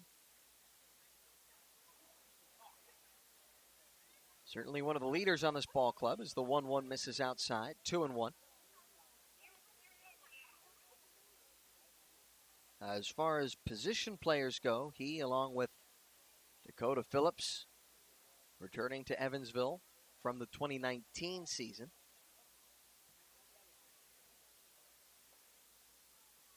Two-one. Skip slowing in.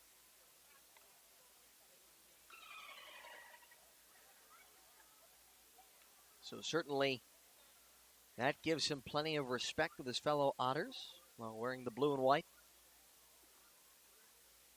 Now the 3-1. Grounded. Tap on the leather. Deep in the hole is Martinez. He throws to first. 1 down in the top of the 5th. Hit over the pitcher's mound. It was the pitcher Asua. Second baseman, number 45, J.R. Davis.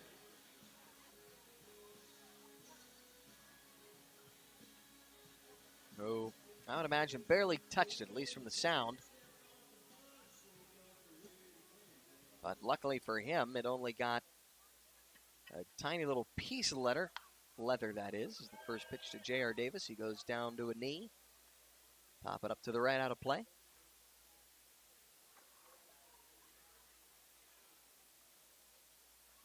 Well, anyway, not enough leather touched the baseball to do any damage, so that Martinez couldn't make the play. Davis, he's 1 for 2. And he grounds this to the first baseman, Weishire. He will flip underhanded to the pitcher Asua covering. Looked like Weishire was debating for a moment whether or not he would take to the bag or if he would flip on to Asua. He chose the latter, and it works out for him. They get an out. 2 up, 2 down in the top of the 5th.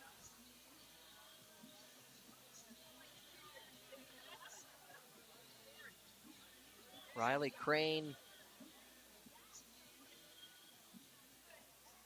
walked and scored a run. His last plate appearance just an inning ago. Here's the first pitch. This is outside, 1-0.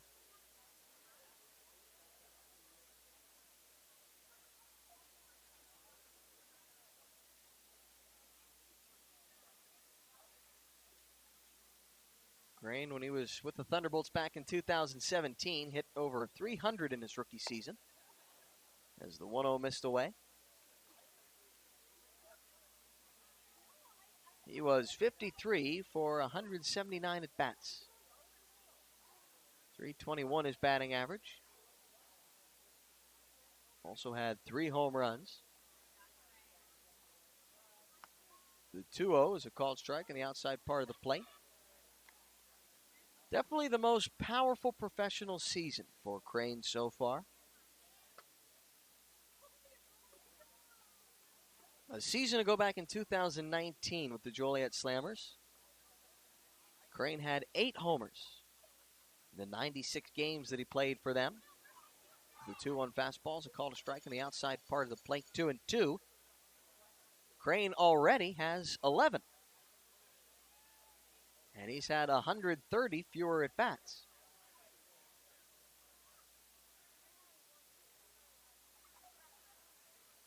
Now the 2-2. This is away. Now the most home runs that Crane has had in a season, collegiate or professional, came in his senior season at Washburn University when he hit 13 in 49 games. Back in 2017. Full count offering to Crane. Wave and a miss. The fastball gets the best of the Otters cleanup man, and 1-2-3 go the Otters in the top of the 5th. We're through half of this one. The Otters up a run. 3-2 is the score. You're listening to the Otters Digital Network on YouTube Live.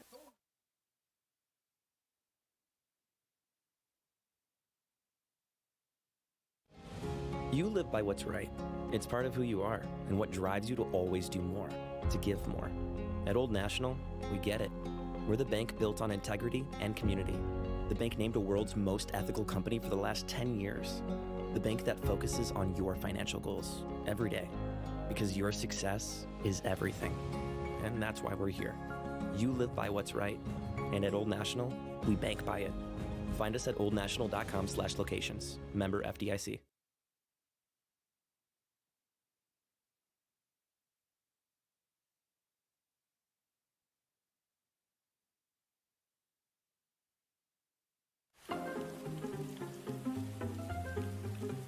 Cheer up, Evan. This rain will be out soon. You should download the 14 First Alert app and see for yourself. You can see what's coming up to 7 days in advance, or you can break it down hour by hour. Check out live radar so you can see what's happening in real time. And you can watch 14 News live directly from the app. See, there's nothing to worry about. Stay in the game with the 14 First Alert app.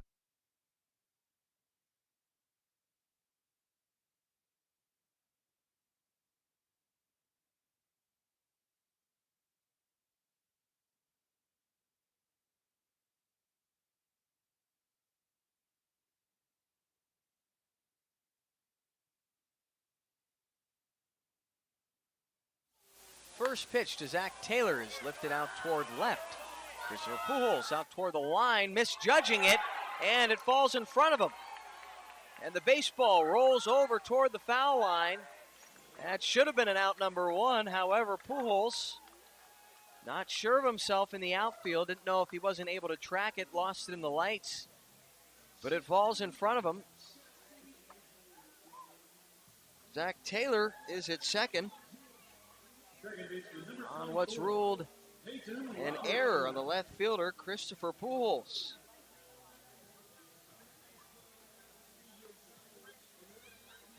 Tough start to the inning for Braden Scott. He was looking for a cleaner frame after 2 walks, a hit batsman, and a base hit led to 2 runs in the bottom of the 4th. The Otters have a 5-3-2 lead in the bottom of the 5th. It's the breaking ball now to Peyton Robertson, misses outside. Windy City Thunderbolts, a pesky, pesky team. They've been putting the ball in play tonight fairly well.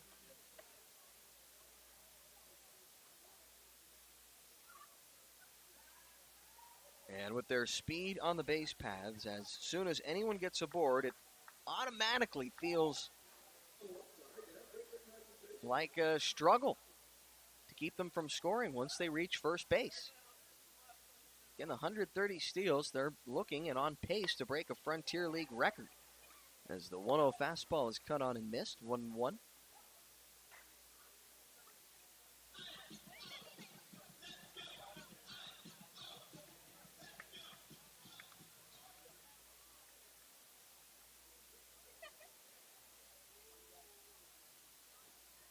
The 1-1, showing bunt, pulling back, but taking a strike on the inside part of the plate is Peyton Robertson. He's now down in the count 1-2.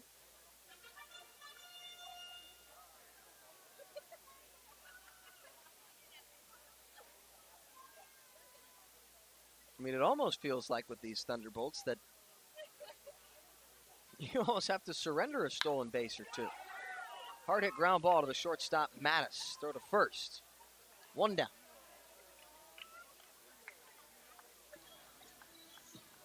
Taylor advancing to third.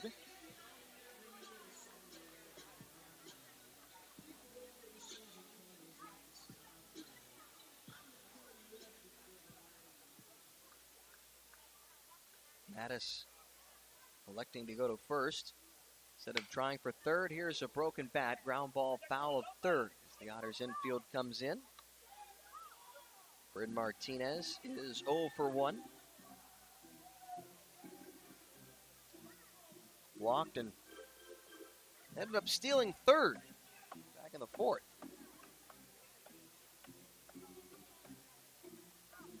Part of a double steal with Dan Robinson behind him.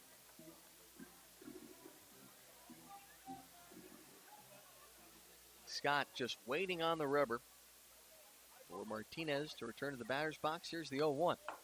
Fastball fouled back to the backstop.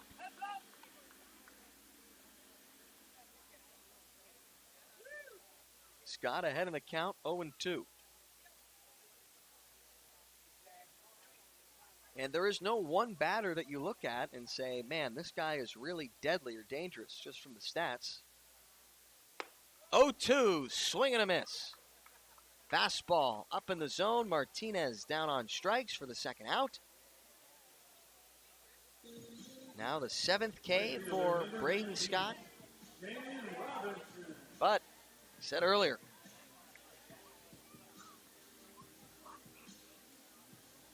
you allow one of them to reach base safely with anything less than 2 outs, and you feel like you've got an uphill battle to keep him from scoring. First pitch breaking ball to Dan Robinson. Twirled into the strike zone outside part of the plate, 0-1. Robinson is 0 for 1. The 0-1 breaking ball misses in.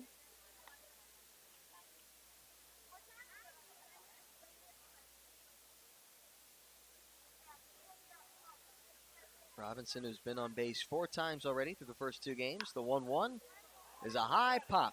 Left side, Andredi Cordero calling for it. 2 hands, he makes the catch in front of Gary Mattis for the final out of the inning. Able to strand Zach Taylor at third with only 1 out. This Braden Scott helping out his defense after the error that led off the inning. We head to the 6th. Otters still with a 3-2 lead. You're listening to the Otters Digital Network on YouTube Live.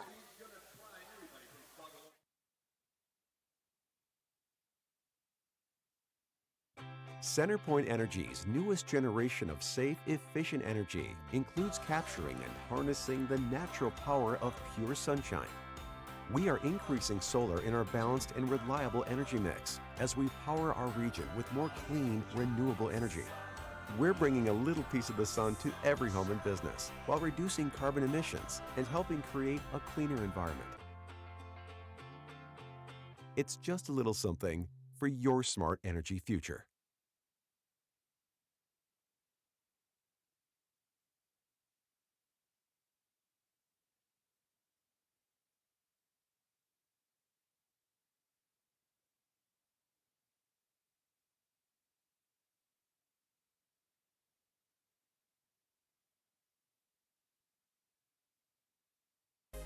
Getting ready and keeping fit for baseball season is hard work.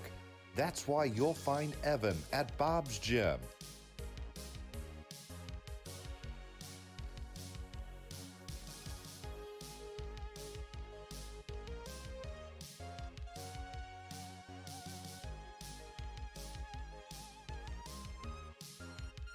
Getting fit, having fun, being an Otter. Be like Evan. Try a free 3-day pass at Bob's.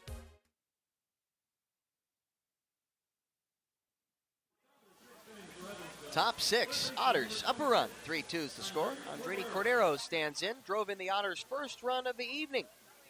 Good sacrifice fly to right with the bases loaded. Back in the top of the fourth. Still on the mound is Miguel Asua. Cordero, the big lean back, tilts that bat head down toward the floor. First pitch to him is a called strike up in the zone, 0-1.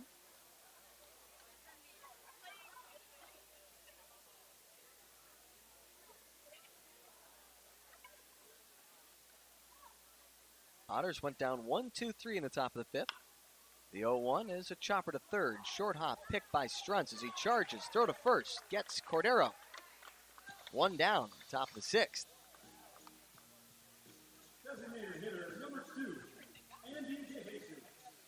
Andy DeJesus, he singled and drove in a run his last time.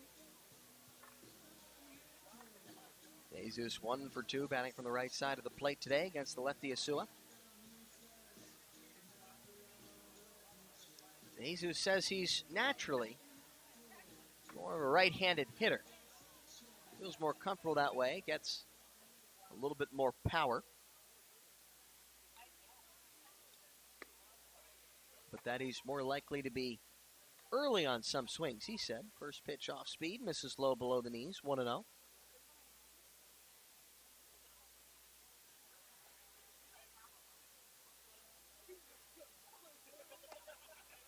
Misses out. DeJesus DHing today. He's been showing off some great defense as of late. Go back to game 1 of the Twin Bill Saturday. Polo Portela on the pregame show yesterday even brought it up as the 2-0s cut on and missed. About how big it was to have the Jesus defense behind him. Otters have great defense at 2 capital positions.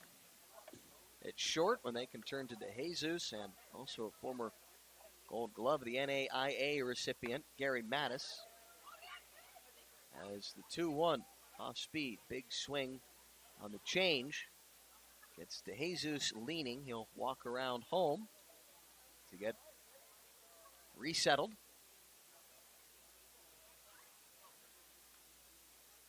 But also with center fielder Miles Gordon. 2 positions imperative to have some good D working behind you. 2-2. Fastball. Foul back to the netting. 2-2. Otters playing the Thunderbolts. Mentioned they had that 5-2 record against the Thunderbolts. The only team that the Otters don't have a winning record against this season. There are 2. There's only one that has a losing record as the 2-2 is fouled off to the plate. The only club that has a winning record against the Evansville Otters, Schaumburg Boomers. Only club that doesn't have a losing record, that would be the Gateway Grizzlies.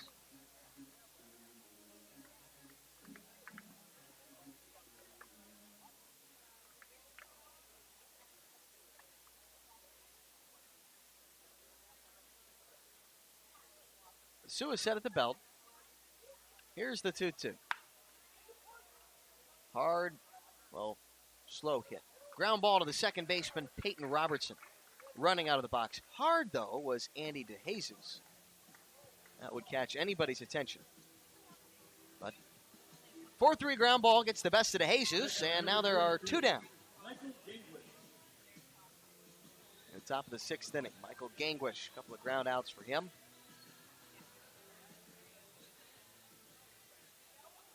Hard hit ground ball picked by Jack Struntz at third. With the bases loaded his last time up. First pitch. That misses low below the knees.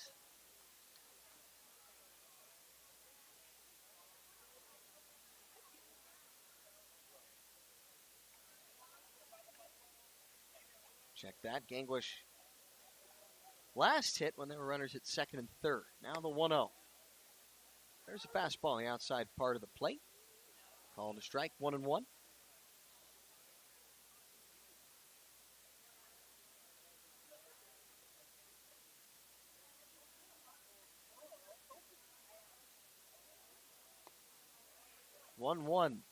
This is outside. Gangwish, the veteran of the Australian Winter League.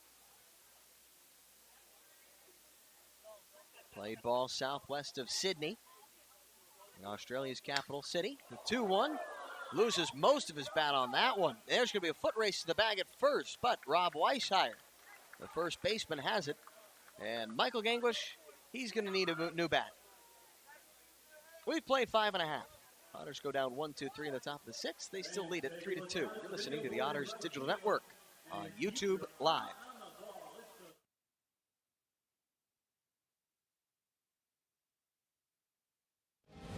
You live by what's right. It's part of who you are and what drives you to always do more, to give more. At Old National, we get it. We're the bank built on integrity and community. The bank named a world's most ethical company for the last 10 years. The bank that focuses on your financial goals every day. Because your success is everything. And that's why we're here. You live by what's right. And at Old National, we bank by it. Find us at oldnational.com/locations. Member FDIC. If you're looking for a liquor store in Evansville, look no further than Liquor Locker. The Liquor Locker has the best selection at the best prices, including the largest craft beer and bourbon selection in the area. Our friendly and knowledgeable staff will help you find the beer, wine, and liquor you need for any occasion. And check out the fine selection of cigars at all Liquor Locker stores. Liquor Locker is now open Sundays 12 to 8 p.m. and offers citywide delivery. Visit one of our 10 conveniently located stores in the Evansville area today. There is always something for everyone at the Liquor Locker.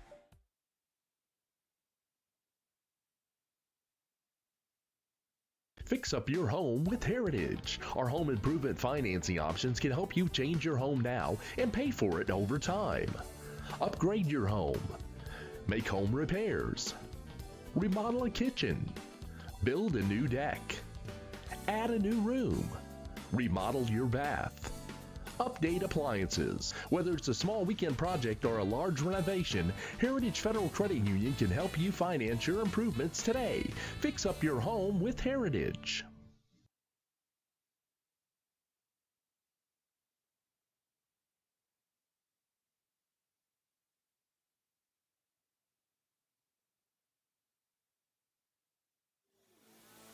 Rob Weishire made the final out of the Otters half of the sixth, bottom half. He's batting. Hard hit ground ball to Gary Mattis. Little bobble. High toss to first. Coming down with it, though, is Riley Crane. What an unbelievable job to help out his shortstop. He reaches up, jumps up, comes down in front of the bag, and tags out Rob Weishire, who still had about a foot to go.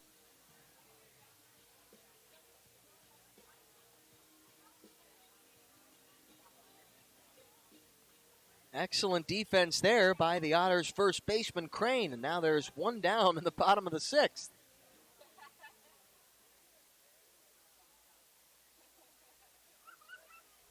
Here's Jarris Richards. He's 0 for 2.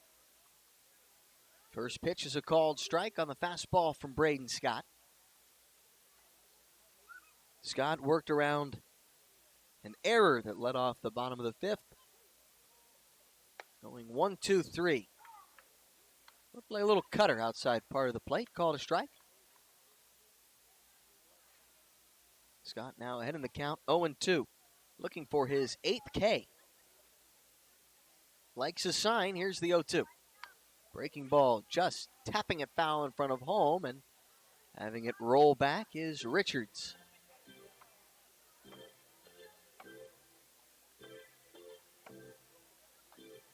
Richards struck out his last time and has popped out to first. Big stolen base threat. You've got to imagine for a guy like him, his day goes as well as he gets on. 0-2, off speed, swing and a miss. 8th K for Braden Scott.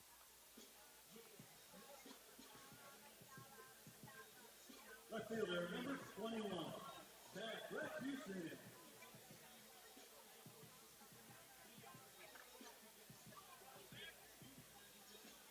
Zach Rakusin was hit by a pitch his last time up, extended the inning for Jack Struntz to hit a 2-run single.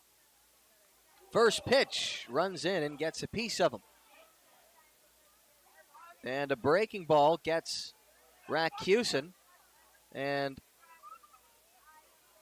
Rakusin turned and said something to Keith Rogowski that has led Rogowski to walk up the line. And all you could hear chatted after the fact, don't know where it came from, what was, we imagine the Otter side, it was a curveball. It seemed Rakusin took some exception to being hit with a breaking ball. I don't know about you, I haven't seen much of this game, but I've noticed sometimes they kind of come out of the hand every once in a while. Don't see that every day. Rakusin hit by a pitch for the second time. Maybe that's why he's upset. First pitch breaking ball is a called strike. Rakusin must be thinking that the Otters pay a lot of attention to him. Came into the batting average at .284. Here's the 0-1. Fouls it off his hands to the netting. 0-2. Does Jack Struntz. Well, here's the man the fans are paying attention to. Jack Struntz. He's driven in. The Thunderbolts' lone 2 runs of the ballgame to this point. All runs in this one, as we're in the bottom of the 6th, so far have come in the 5th. 4th, that is. Runner goes. Rakusin. It's fouled back to the netting. Otters scored 3 in the top half of the 4th. And in the later half inning, thanks to Jack Struntz, the Thunderbolts put up 2. 2 out, Rakusin on at first. Scott well ahead of Struntz, 0-2. Here comes the pitch. Wave and a miss for strike 3. 9 Ks for Great Scott, as he's through 6 with a 1-run lead, having allowed just 2 hits. You're listening to the Otters Digital Network as we head to the top of the 7th. 3-2's the score. You're listening to the Otters Digital Network on YouTube Live.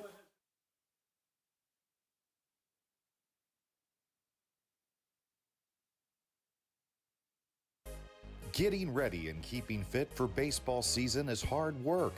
That's why you'll find Evan at Bob's Gym.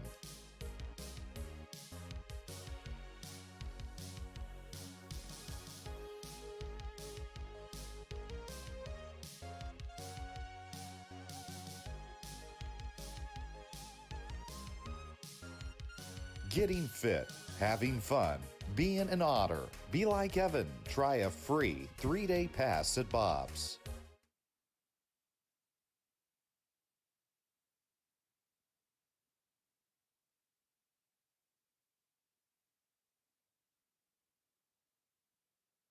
Fix up your home with Heritage. Our home improvement financing options can help you change your home now and pay for it over time. Upgrade your home. Make home repairs. Remodel a kitchen. Build a new deck. Add a new room. Remodel your bath. Update appliances. Whether it's a small weekend project or a large renovation, Heritage Federal Credit Union can help you finance your improvements today. Fix up your home with Heritage.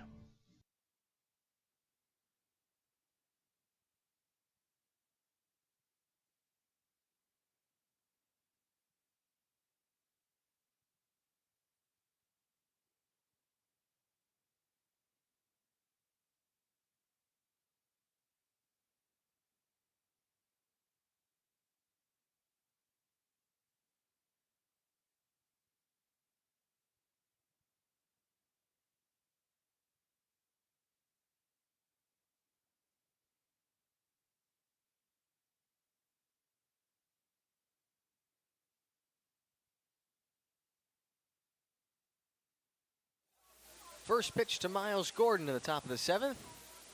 He goes to show bunt. But pulling back, he takes a strike on the outside part of the plate, 0-1. Miles Gordon, it's still Miguel Asua out on the hill. He's retired 7 in a row. The 0-1 breaking ball misses low and away.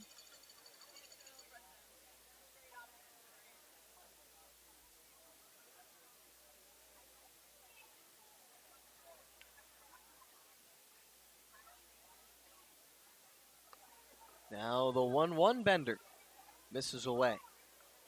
Asua jumping off the mound. Maybe he thought he had a strike. Maybe he thought the plate moved a couple of inches to the left since his last pitch.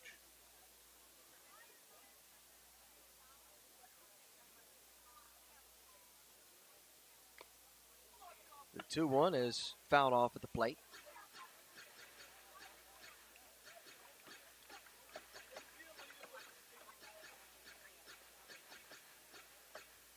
When Asua pitched at Oral Roberts University, of course, you remember them from the big March Madness upsets this past year, the 2-2. This is up and in. Asua was named Summit League Pitcher of the Year twice. Perhaps his best season came in his junior year when he went 11-3 with a 165 earned run average in 16 games. Now the 3-2, lifted to the left, out of play.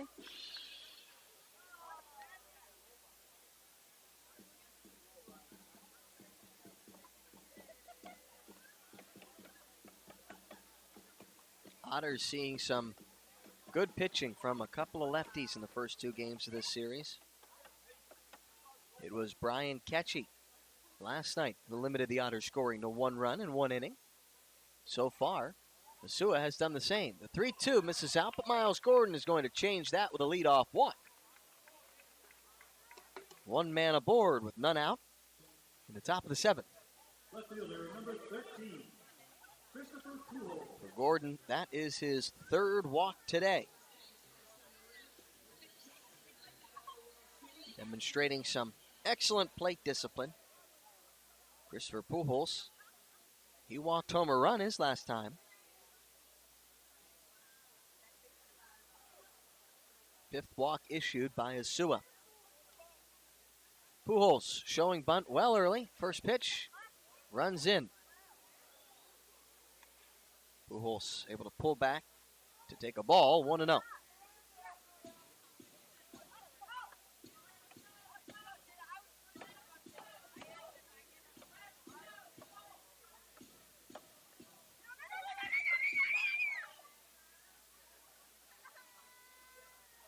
Pujols again showing bunt. The 1-0, he bunts to the right side. It's a good one. The pitcher will throw. Oh, it was just a little wide of the first baseman, Rob Weishire, a little awkward. Don't know who they'll assign that error to, but either way, Christopher Pujols and Miles Gordon are aboard. Tried to offer himself up. Shortstop number 1, Gary Nett. And there is nobody out. Pitcher Asua racing off the mound to the first base line, and his throw was good enough to beat Pujols, but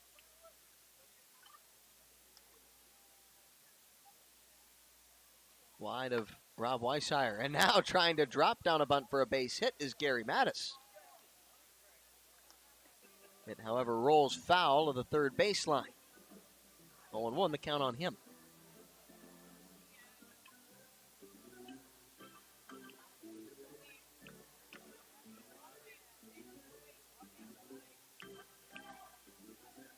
Mattis peers down to his manager to get his signs. First baseman Weishire playing in. 0-1, Mattis shows bunt and bunts it back foul. Now 0-2.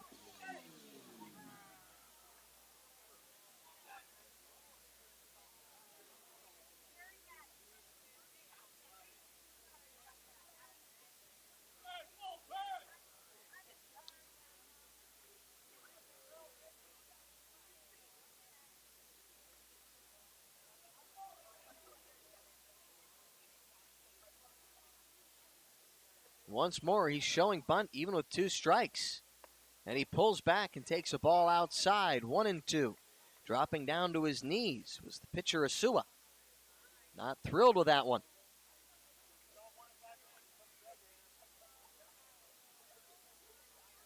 Looking to call up on Point Streak's Game Live app. See how they scored that play. Now the 1-2 is bunted to the right. Foul for the out. Mattis unable to get the bunt attempt down. And now there is 1 down to the top of the 7th. Moments like that, you are somewhat in an interview, if you can think of it that way, with your manager.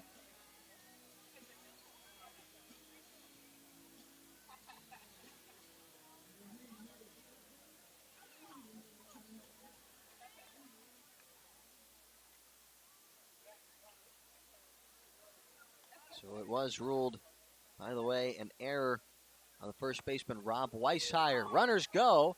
Ball is in and out of the glove of the catcher, John Seachin. It's a double steal. Now, Gordon at third, Pujols at second. The Otters are saying, hey, if you guys can run, so can we.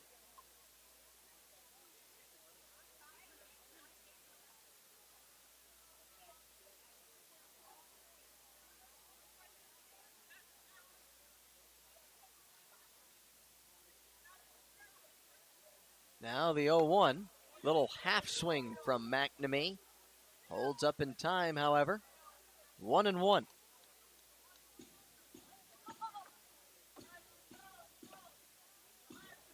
The fouled bunt attempt, by the way, is the 6th strikeout for Sua. McNamee trying to give the Otters a little insurance in the top of the 7th. They lead it 3-2. 2 men in scoring position, 1 out, the 1-1. Roped, foul of third.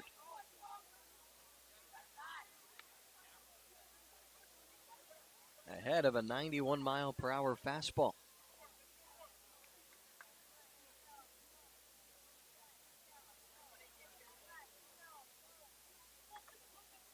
Gordon off third, Pujols off of second. McNamee 1 for 3. Here's the 1-2. Battling there, he's able to foul off an off-speed pitch. Count remains 1-2. The Otters' right fielder, McNamee.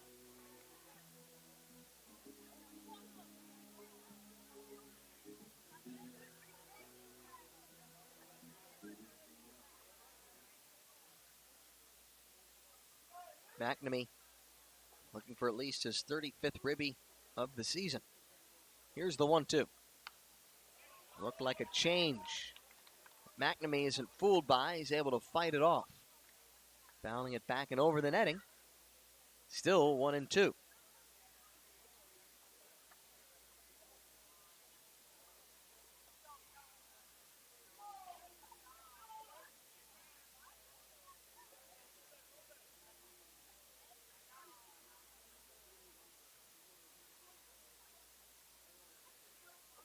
One-two fastball stays high on McNamee. He's evened it up. Readjusts his batting glove.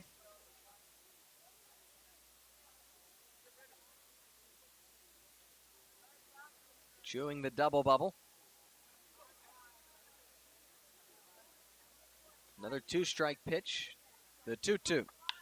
And it's lined into center field. There's a base hit. Gordon will score. Around third is Pujols, and the throw to the plate is not in time and not handled cleanly. McNamee, who will be also trying to advance to second and is tagged out, has given the Otters a 5-2 lead with a 2-run single in the top of the 7th. Lining the 2-2 pitch out into center field. Second baseman, number 45. The throw to the plate trying to get Pujols was a 2-hopper. Seachin knew that the only hope he had was to try to pick and tag behind him in the same motion. Which, here's a question for you. You catcher, you. First pitch to J.R. Davis. There's a strike in the low outside part of the plate. So go ahead and put your catching hat on. You ever wonder why not stand behind home plate as a catcher on a throw-in like that? Because if you do, you got the play in front of you. You don't have to try to reach around to make the tag behind you. 0-1 is a big high chop. Strunz has to wait for it to come down, and he throws onto first for the final out of the inning. The Otters pick up a couple more on Elijah McNamee's two-run single to center. They now lead it 5-2 as we head to stretch time at Ozinga Field in Crestwood, Illinois. You're listening to the Otters Digital Network on YouTube Live.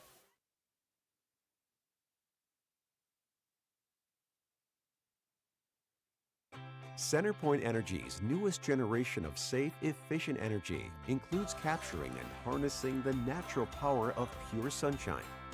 We are increasing solar in our balanced and reliable energy mix as we power our region with more clean, renewable energy. We're bringing a little piece of the sun to every home and business while reducing carbon emissions and helping create a cleaner environment. It's just a little something for your smart energy future.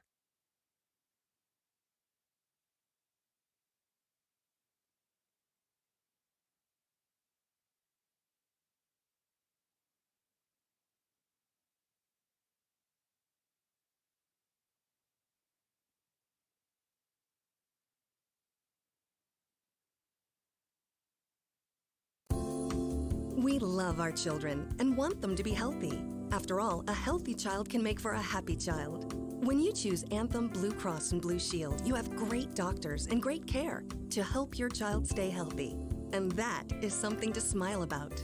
Choose Anthem to help keep your children healthy and happy. Enroll today. Call 1-800-403-0864. To learn more, visit www.anthem.com/inmedicaid.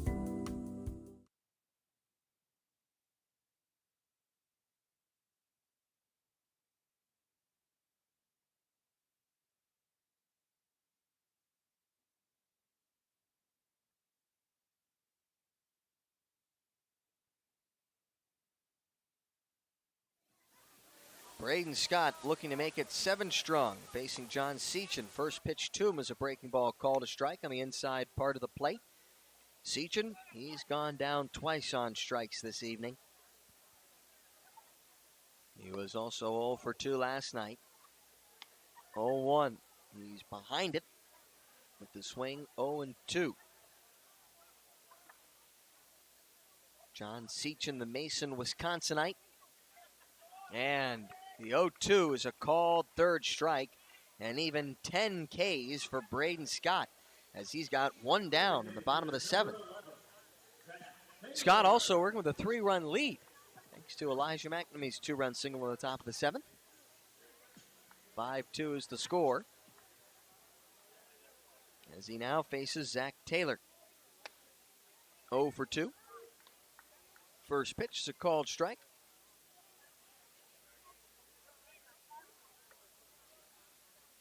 0-1 heater. You could hear the sizzle from up here. 90 miles per hour right on the inside edge. 0-2. The line, the 0-2. Would you believe it? A called third strike on the fastball. Braden Scott wasted no time firing 3 fastballs to Zach Taylor on the inside part of the plate, and he's got his 11th strikeout. Looking. Wow. Huh. That was something.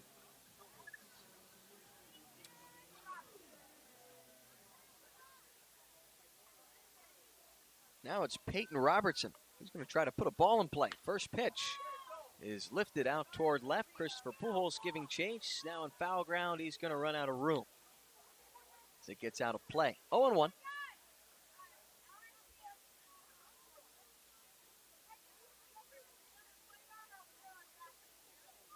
Braden Scott, who will wait a moment for his defender Pujols behind him to get back in position.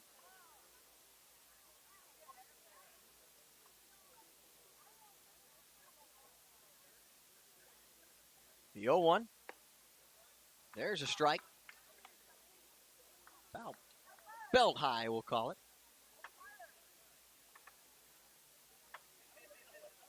Now the 0-2. Misses a touch in. Braden Scott, who holds the single season strikeout record at Olney Central College, facing Peyton Robertson. With 2 out in the bottom of the 7th, the 1-2. He's taken out toward shallow left center field. Charging in is Gordon. He's calling off Gary Mattis. And he makes the catch. 1, 2, 3 go the Thunderbolts in the bottom of the 7th. Braden Scott still strong.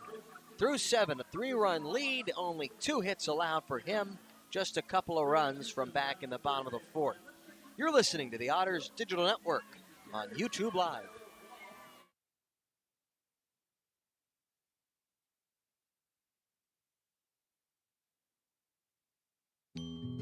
Before you danced the first dance. Before you walked down the aisle. Before the tables were set with care. Before you penned a single invitation. Before the day that went beyond your wildest expectations.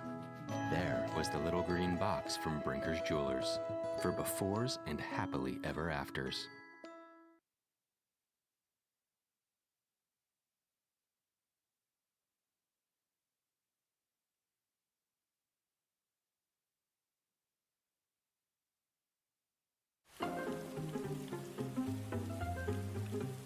Cheer up, Evan. This rain will be out soon.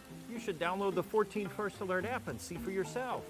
You can see what's coming up to 7 days in advance, or you can break it down hour by hour. Check out live radar so you can see what's happening in real time.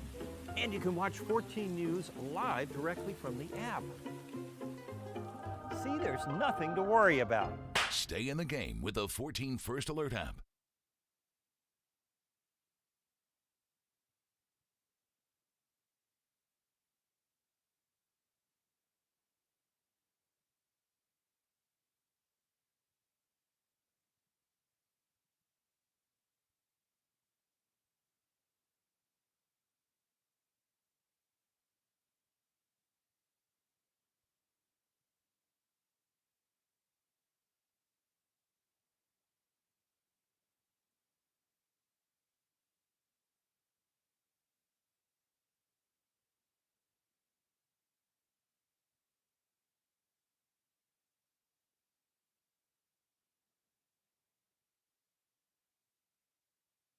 Jake Fisher on out of the Thunderbolts bullpen, facing Riley Crane. First pitch, he slaps it the other way out toward the corner in left, and it's down for extra bases.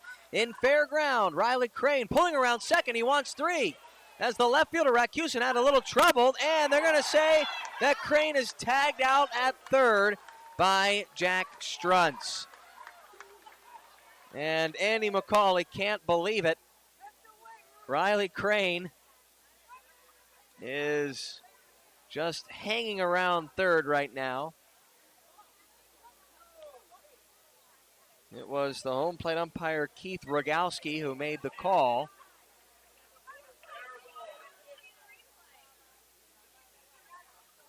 And Crane, who's probably a little beat up on that slide, he now heads back to the dugout.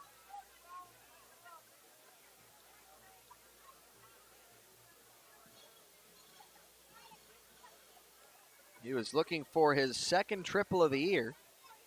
Now it's Andredi Cordero for ground ball to second. Peyton Robertson is down, so believe it or not, 2 pitches, 2 outs. There's some wild and wacky stuff. Andy DeJesus is 1 for 3. Single home run in the 4th.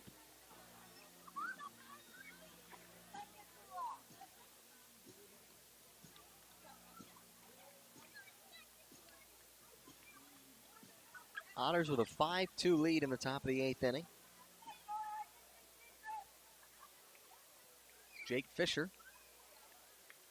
And Jesus shows bunt and takes a strike.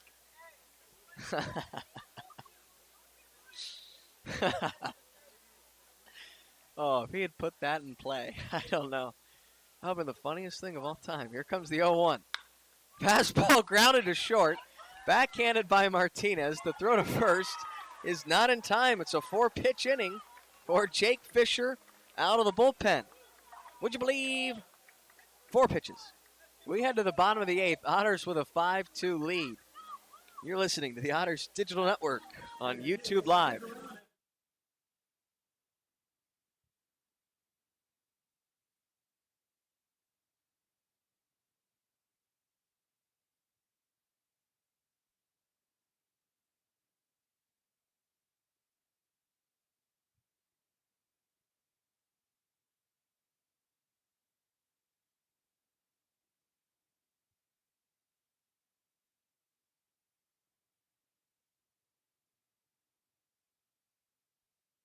Every 6 minutes, a utility line is damaged due to reckless digging. So Indiana relies on these 811 superheroes. Derek the Builder. I dig for a living, but I always contact 811.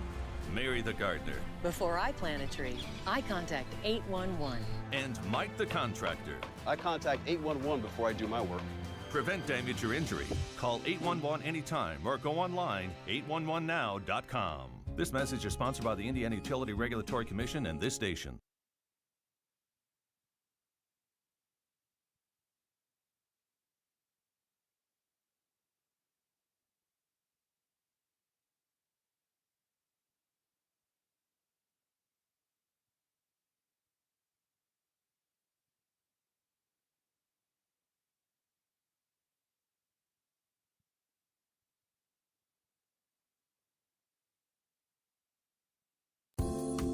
We love our children and want them to be healthy. After all, a healthy child can make for a happy child. When you choose Anthem Blue Cross and Blue Shield, you have great doctors and great care to help your child stay healthy. And that is something to smile about. Choose Anthem to help keep your children healthy and happy. Enroll today. Call 1-800-403-0864. To learn more, visit www.anthem.com/inmedicaid.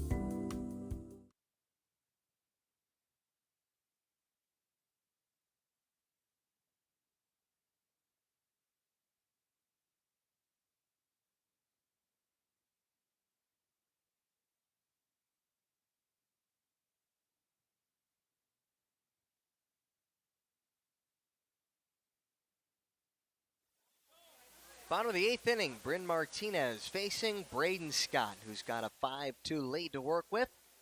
First pitch swinging was Martinez. Cut on and missed. Here comes the 0-1 breaking ball. There's a strike on the outside part of the plate. Martinez, he was Scott's 7th strikeout victim. He has 11. That is a season and therefore career high for the rookie. The 0-2, make it 12.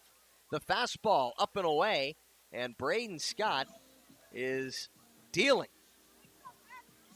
in these later innings. The Thunderbolts have not had a base hit since back in the 4th. Only 2 men to reach since that inning. Did so on an error and a hit by pitch. Now it's Dan Robinson. First pitch breaking ball. Misses away, 1-0.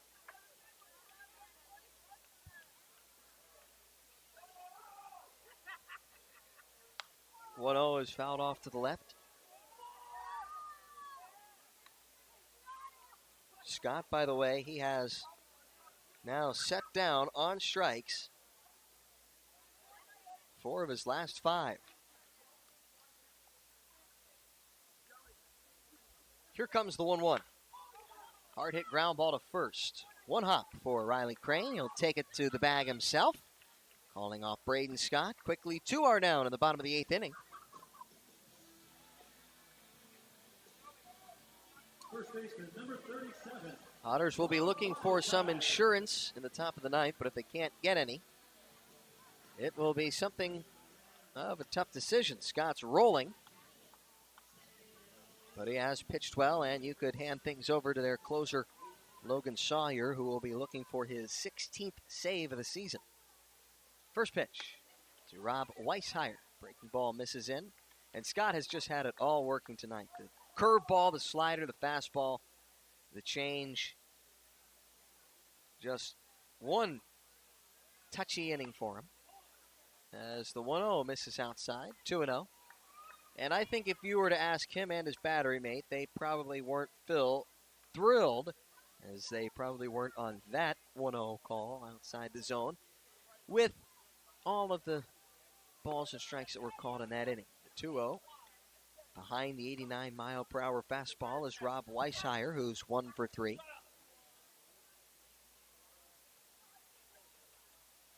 Now the wind, the 2-1. Lifted to the right out of play. Braden Scott with an out. He would also set the club high mark in innings pitched in a game. He has gone 7 2/3 already this season. So is Ryan O'Reilly, the 2-2. And I don't know where that one missed. Boy, howdy. And Keith Rogowski is going to hear it from the Otters bench. 2-2. Missed. We'll call it inside. The 3-2 fastball scooted out toward the Otters dugout foul.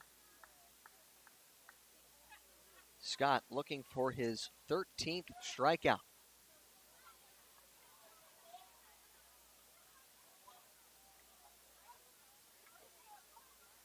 The wind, the 3-2. Breaking ball taken out toward shallow left. Here comes the new substitute, Andrew Penner. And reaching up with two hands, but no hat as it falls off his head, is Andrew Penner. It's a 1-2-3 for Braden Scott through 8. 2 hits, just 2 runs with 13 strikeouts. As he has now gone a club long in 2021, 8 innings on the mound for the Otters. We head to the top of the ninth. Otters with a 5-2 lead. You're listening to the Otters Digital Network on YouTube Live. Fix up your home with Heritage. Our home improvement financing options can help you change your home now and pay for it over time. Upgrade your home. Make home repairs. Remodel a kitchen. Build a new deck. Add a new room. Remodel your bath. Update appliances. Whether it's a small weekend project or a large renovation, Heritage Federal Credit Union can help you finance your improvements today. Fix up your home with Heritage.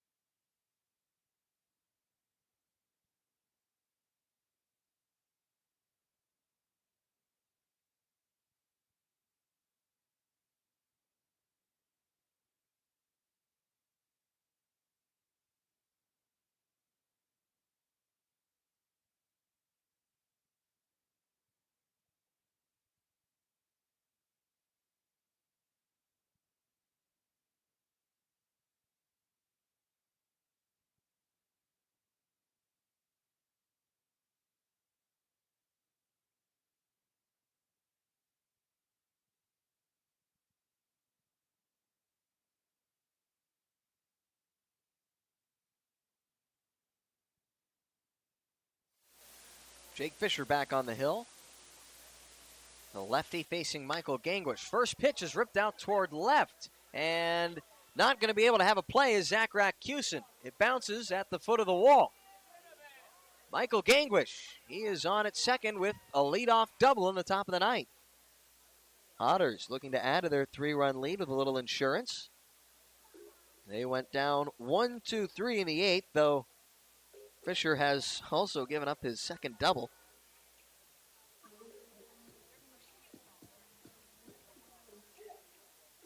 Riley Crane was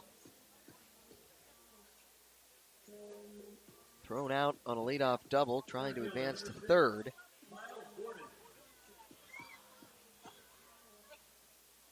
And then Andredi Cordero and Andy DeJesus rounded out on the next 3 pitches. Miles Gordon, He's 0 for 0.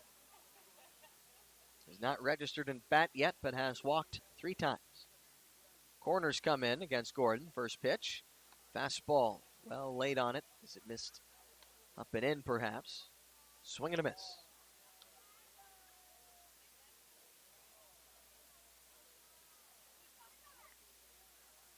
Gordon, 2 stolen bases in the ball game as the 0-1 drops in for a strike from Fisher, the 5'11" left-hander out of Tahlequah, Oklahoma. The veteran who last pitched for the Long Island Ducks.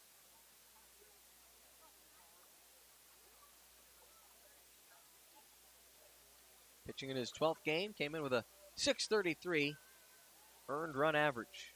For Fisher, this is his first appearance out of the bullpen. 0-2, ground ball, right side, tough play. Gordon racing Fisher to the bag, and he will instead apply the tag.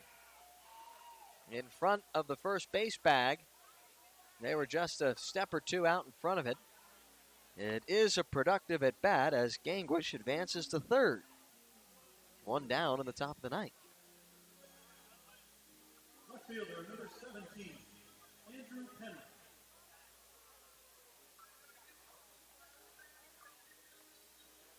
Christopher Pujols, he's 0 for 1. But it'll be Andrew Penner who substituted for him his last time, who takes his AB. The first pitch. This is inside 1-0.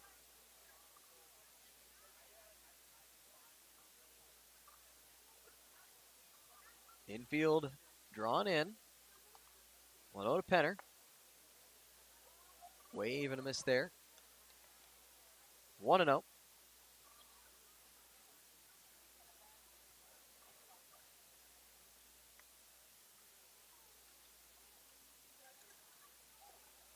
Right now, Sawyer is warming in the bullpen. 1-1 fastball, almost gets a piece of Penner. Able to get his legs out of the way, 2-1. And now it's Tyler Spring. Wonder what would happen if the Otters score a run. I guess it goes to Spring, but that doesn't happen. Do you get Sawyer back up and running? Ground ball to third, play at the plate, and Sechin holds on as Gangwish slid right into him. Nice play by Struntz. And now there are 2 down. So Spring will set down and Sawyer will get back up. That answers that question. Andrew Penner now at first on the 5-2 fielder's choice.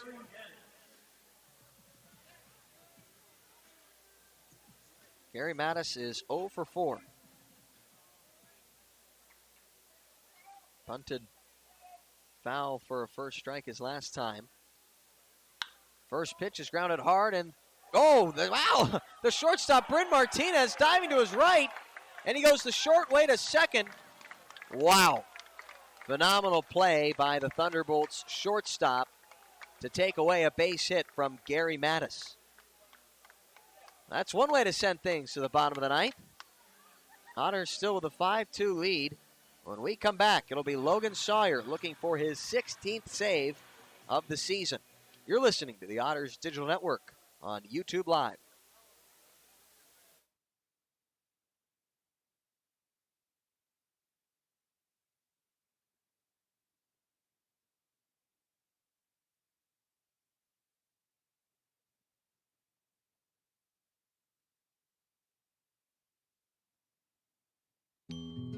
Before you danced the first dance. Before you walked down the aisle.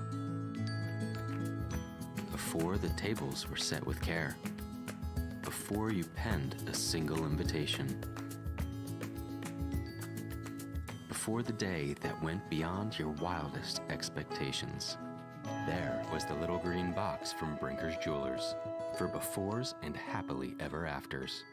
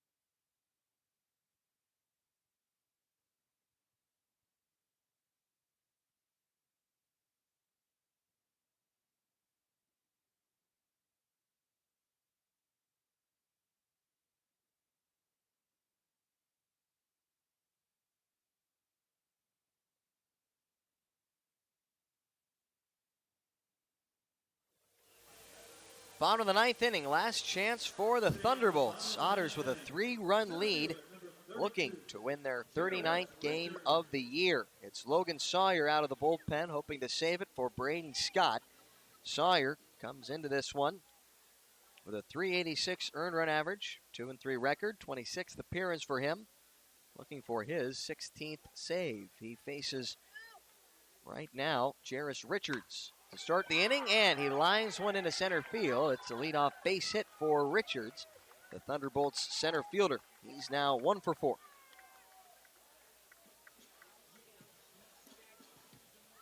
Sawyer relieving Braden Scott, who went 8 strong, just 2 runs off of him on 2 hits, 2 walks, and 12 strikeouts. A couple of hit batters as well.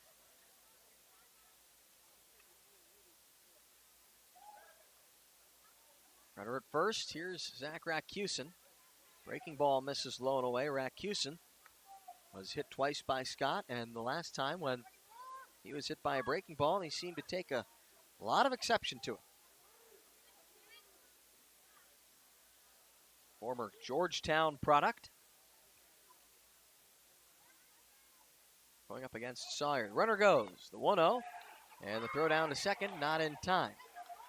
1-0 missed outside with the fastball at 95. Jairus Richards in at second with his 31st stolen base of the season, leading the Frontier League.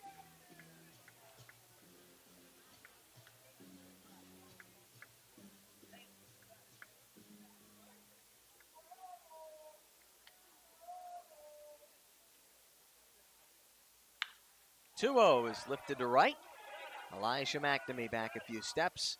He'll make the catch and draw a throw to Gary Mattis at second. Now there is 1 down in the bottom of the ninth. Otters with a win that would even the series up at 1 game apiece. Setting up a rubber match tomorrow. Again, a 7:05 start.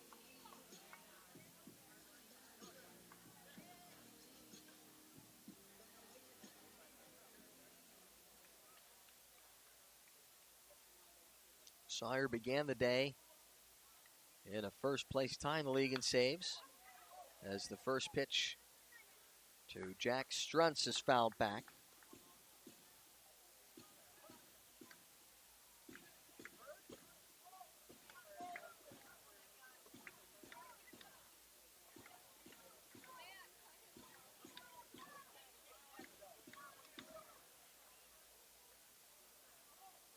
Sawyer's 15 saves as time is called at the plate. Put him in a first-place tie with Trey Cochran-Gill of the Tri-City Valley Cats for first place in the Frontier League. Sawyer a chance to move into first by nailing it down here. Here's the 0-1. Breaking ball below the knees. 1-1 on Struntz, who is 1 for 3. Drove home. To this point, the Thunderbolts' only runs of the game with a 2-run single at the bottom of the 4th.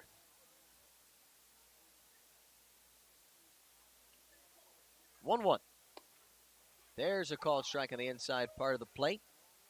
Looked like Sawyer went with a slider there, perhaps. 84 miles per hour, 1-2. Sawyer peers down. Looking for the strikeout. 1-2. Wave and a miss, and a breaking ball in the dirt. Gangwish will throw down to first to complete the strikeout. Now the Thunderbolts down to their final out tonight. With Sawyer's last save, he moved into a tie for 10th place.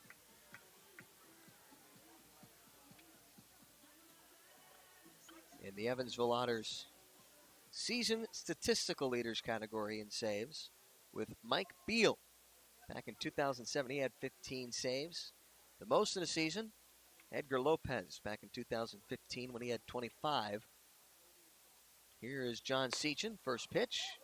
Fastball, that missed. up, in. I don't know.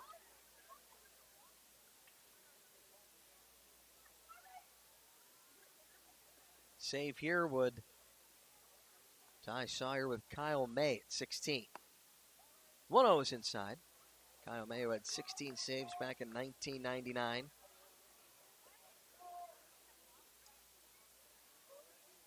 His teammate, Taylor Wright, is 7th on the list with his 18 saves back 2 years ago. 2-0, fastball, almost gets a piece of John Seachin, who barely gets his arms out of the way. Now 3-0 on Seachin, who is 0 for 3 with 3 Ks.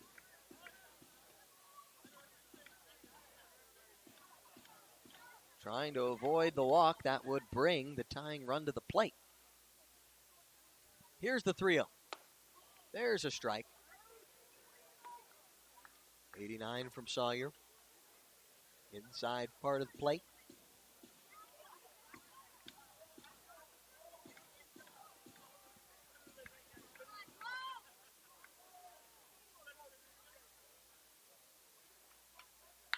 (3-1) ground ball through the left side of the infield.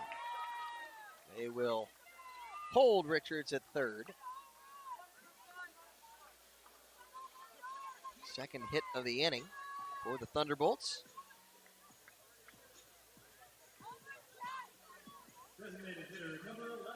Puts runners at the corners with 2 outs. Zach Taylor.